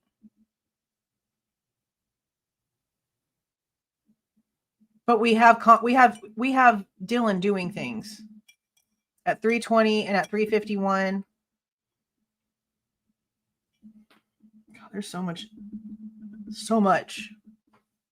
And how do you water it down so much to where it goes from she heard a scream, an actual scream, to she thought she was just, playing with her dog. Why in the frick would you water down the PCA that much?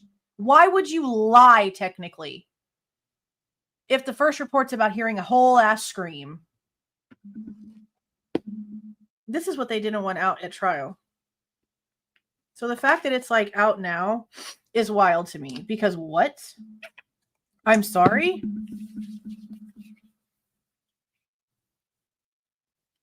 Those first responder reports are going to be like the most important information when it comes to the truest of the timeline, as far as I can tell, when it comes to, I mean, obviously we're going to know when the names are reversed, but when it comes to what actually was going on, those first responder reports are going to be the most important. Unbelievable. Unbelievable.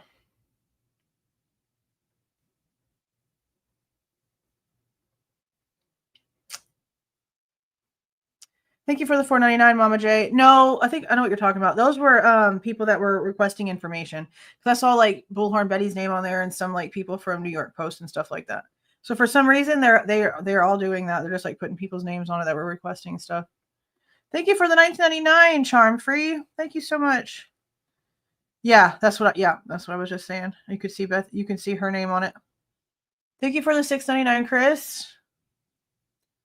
Thank you for the $1.99, Penguin. So that has to be a gun racking on Linda Lane. See?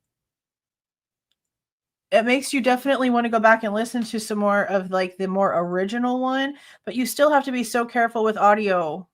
My God, you have to be so careful with audio. Because even this is what I've always said, just because there's like matching beeps or whatever, or bell tolls or whatever in the background, it doesn't mean that every noise in it is legitimate just because there's pieces in it that do match something else that's been validated. It just means that the person who's trying to trick you is good at their job. So you got to be super careful with stuff like that. Thank you for the $1.99, Chappie. BF's exculpatory evidence. Yeah. Where is all of that? Because a flashbang is a big one.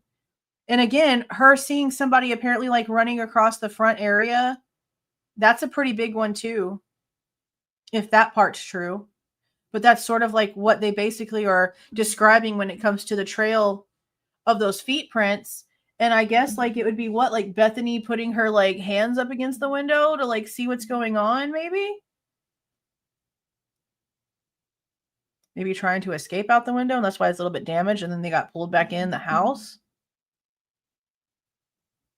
I mean, there's a face smear even on one of the windows. That's wild too. But I mean, that could have been, if it's on the inside, then that's crazy as shit. If it's on the outside, it could have been like any day of the week because college people are going to do college people things. I don't even know anymore. Thank you for the 20 gifted memberships under 10. I appreciate that. Thank you so much. And y'all don't forget, like, I'm pretty sure it is this coming Monday is like the last Monday of the month. So we're going to be doing the live, the members only live. And even though these documents have come out, I've got to get like the rest of the book review recorded, but we're going to go ahead and run the giveaway. I'm going to try to get Nightbot's life together because Nightbot can go in and do giveaway winners from like the live chats to where like I don't have to go find it like another third party thing and like figure it out or put a name like one by one, everyone who's actually a member this month, like in a system, like it actually will run it for me. I'm pretty positive anyway. So I'm going to try to get that up too. Thank you for the 5 Jules. More than likely Fent or Nidazine. Oh, your canine is trained for that specifically. Sneaking him into prisons. Oh, I imagine they can. Funky people doing funky ass things. Wild stuff. Lots of wild stuff right now. Thank you for the $10 super sticker, Alf. Thank you, thank you, thank you. Yeah. Insane information today. Not only the lack of any sort of connection, and not just connection, the lack of actual evidence that they are willing to present because they don't have it. All of their answers today were so disgustingly empty. So I'm just like, what is the one thing? What would be the one thing that would make him take a plea agreement knowing there's like nothing? There's like literally nothing. Even Thompson stood up at the hearing and regurgitated everything that they were going to be saying. But even with this, like if the person was coming out of the house and going like around a stump in the backyard, which we've seen that stump in the backyard, and then coming through the front, like how does that also equate to being parked up at the top? See, none of this thing is matching up. And how come we don't have a report about the knife sheath on the 13th? Probably because it's not even Moscow. I have a feeling it'll be ISP that has the original "we now saw a knife sheath." Because they're making it sound like they were completely covered in a blanket, like it wasn't just like just Maddie. My God.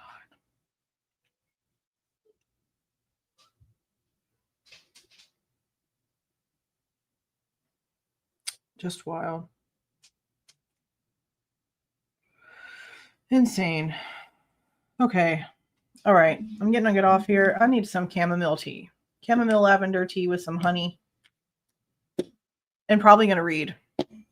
Honestly, I need to get off the screen. I will be live tomorrow, but sometime between 10 and 11 Central Time. I don't know how many of you are online during the day.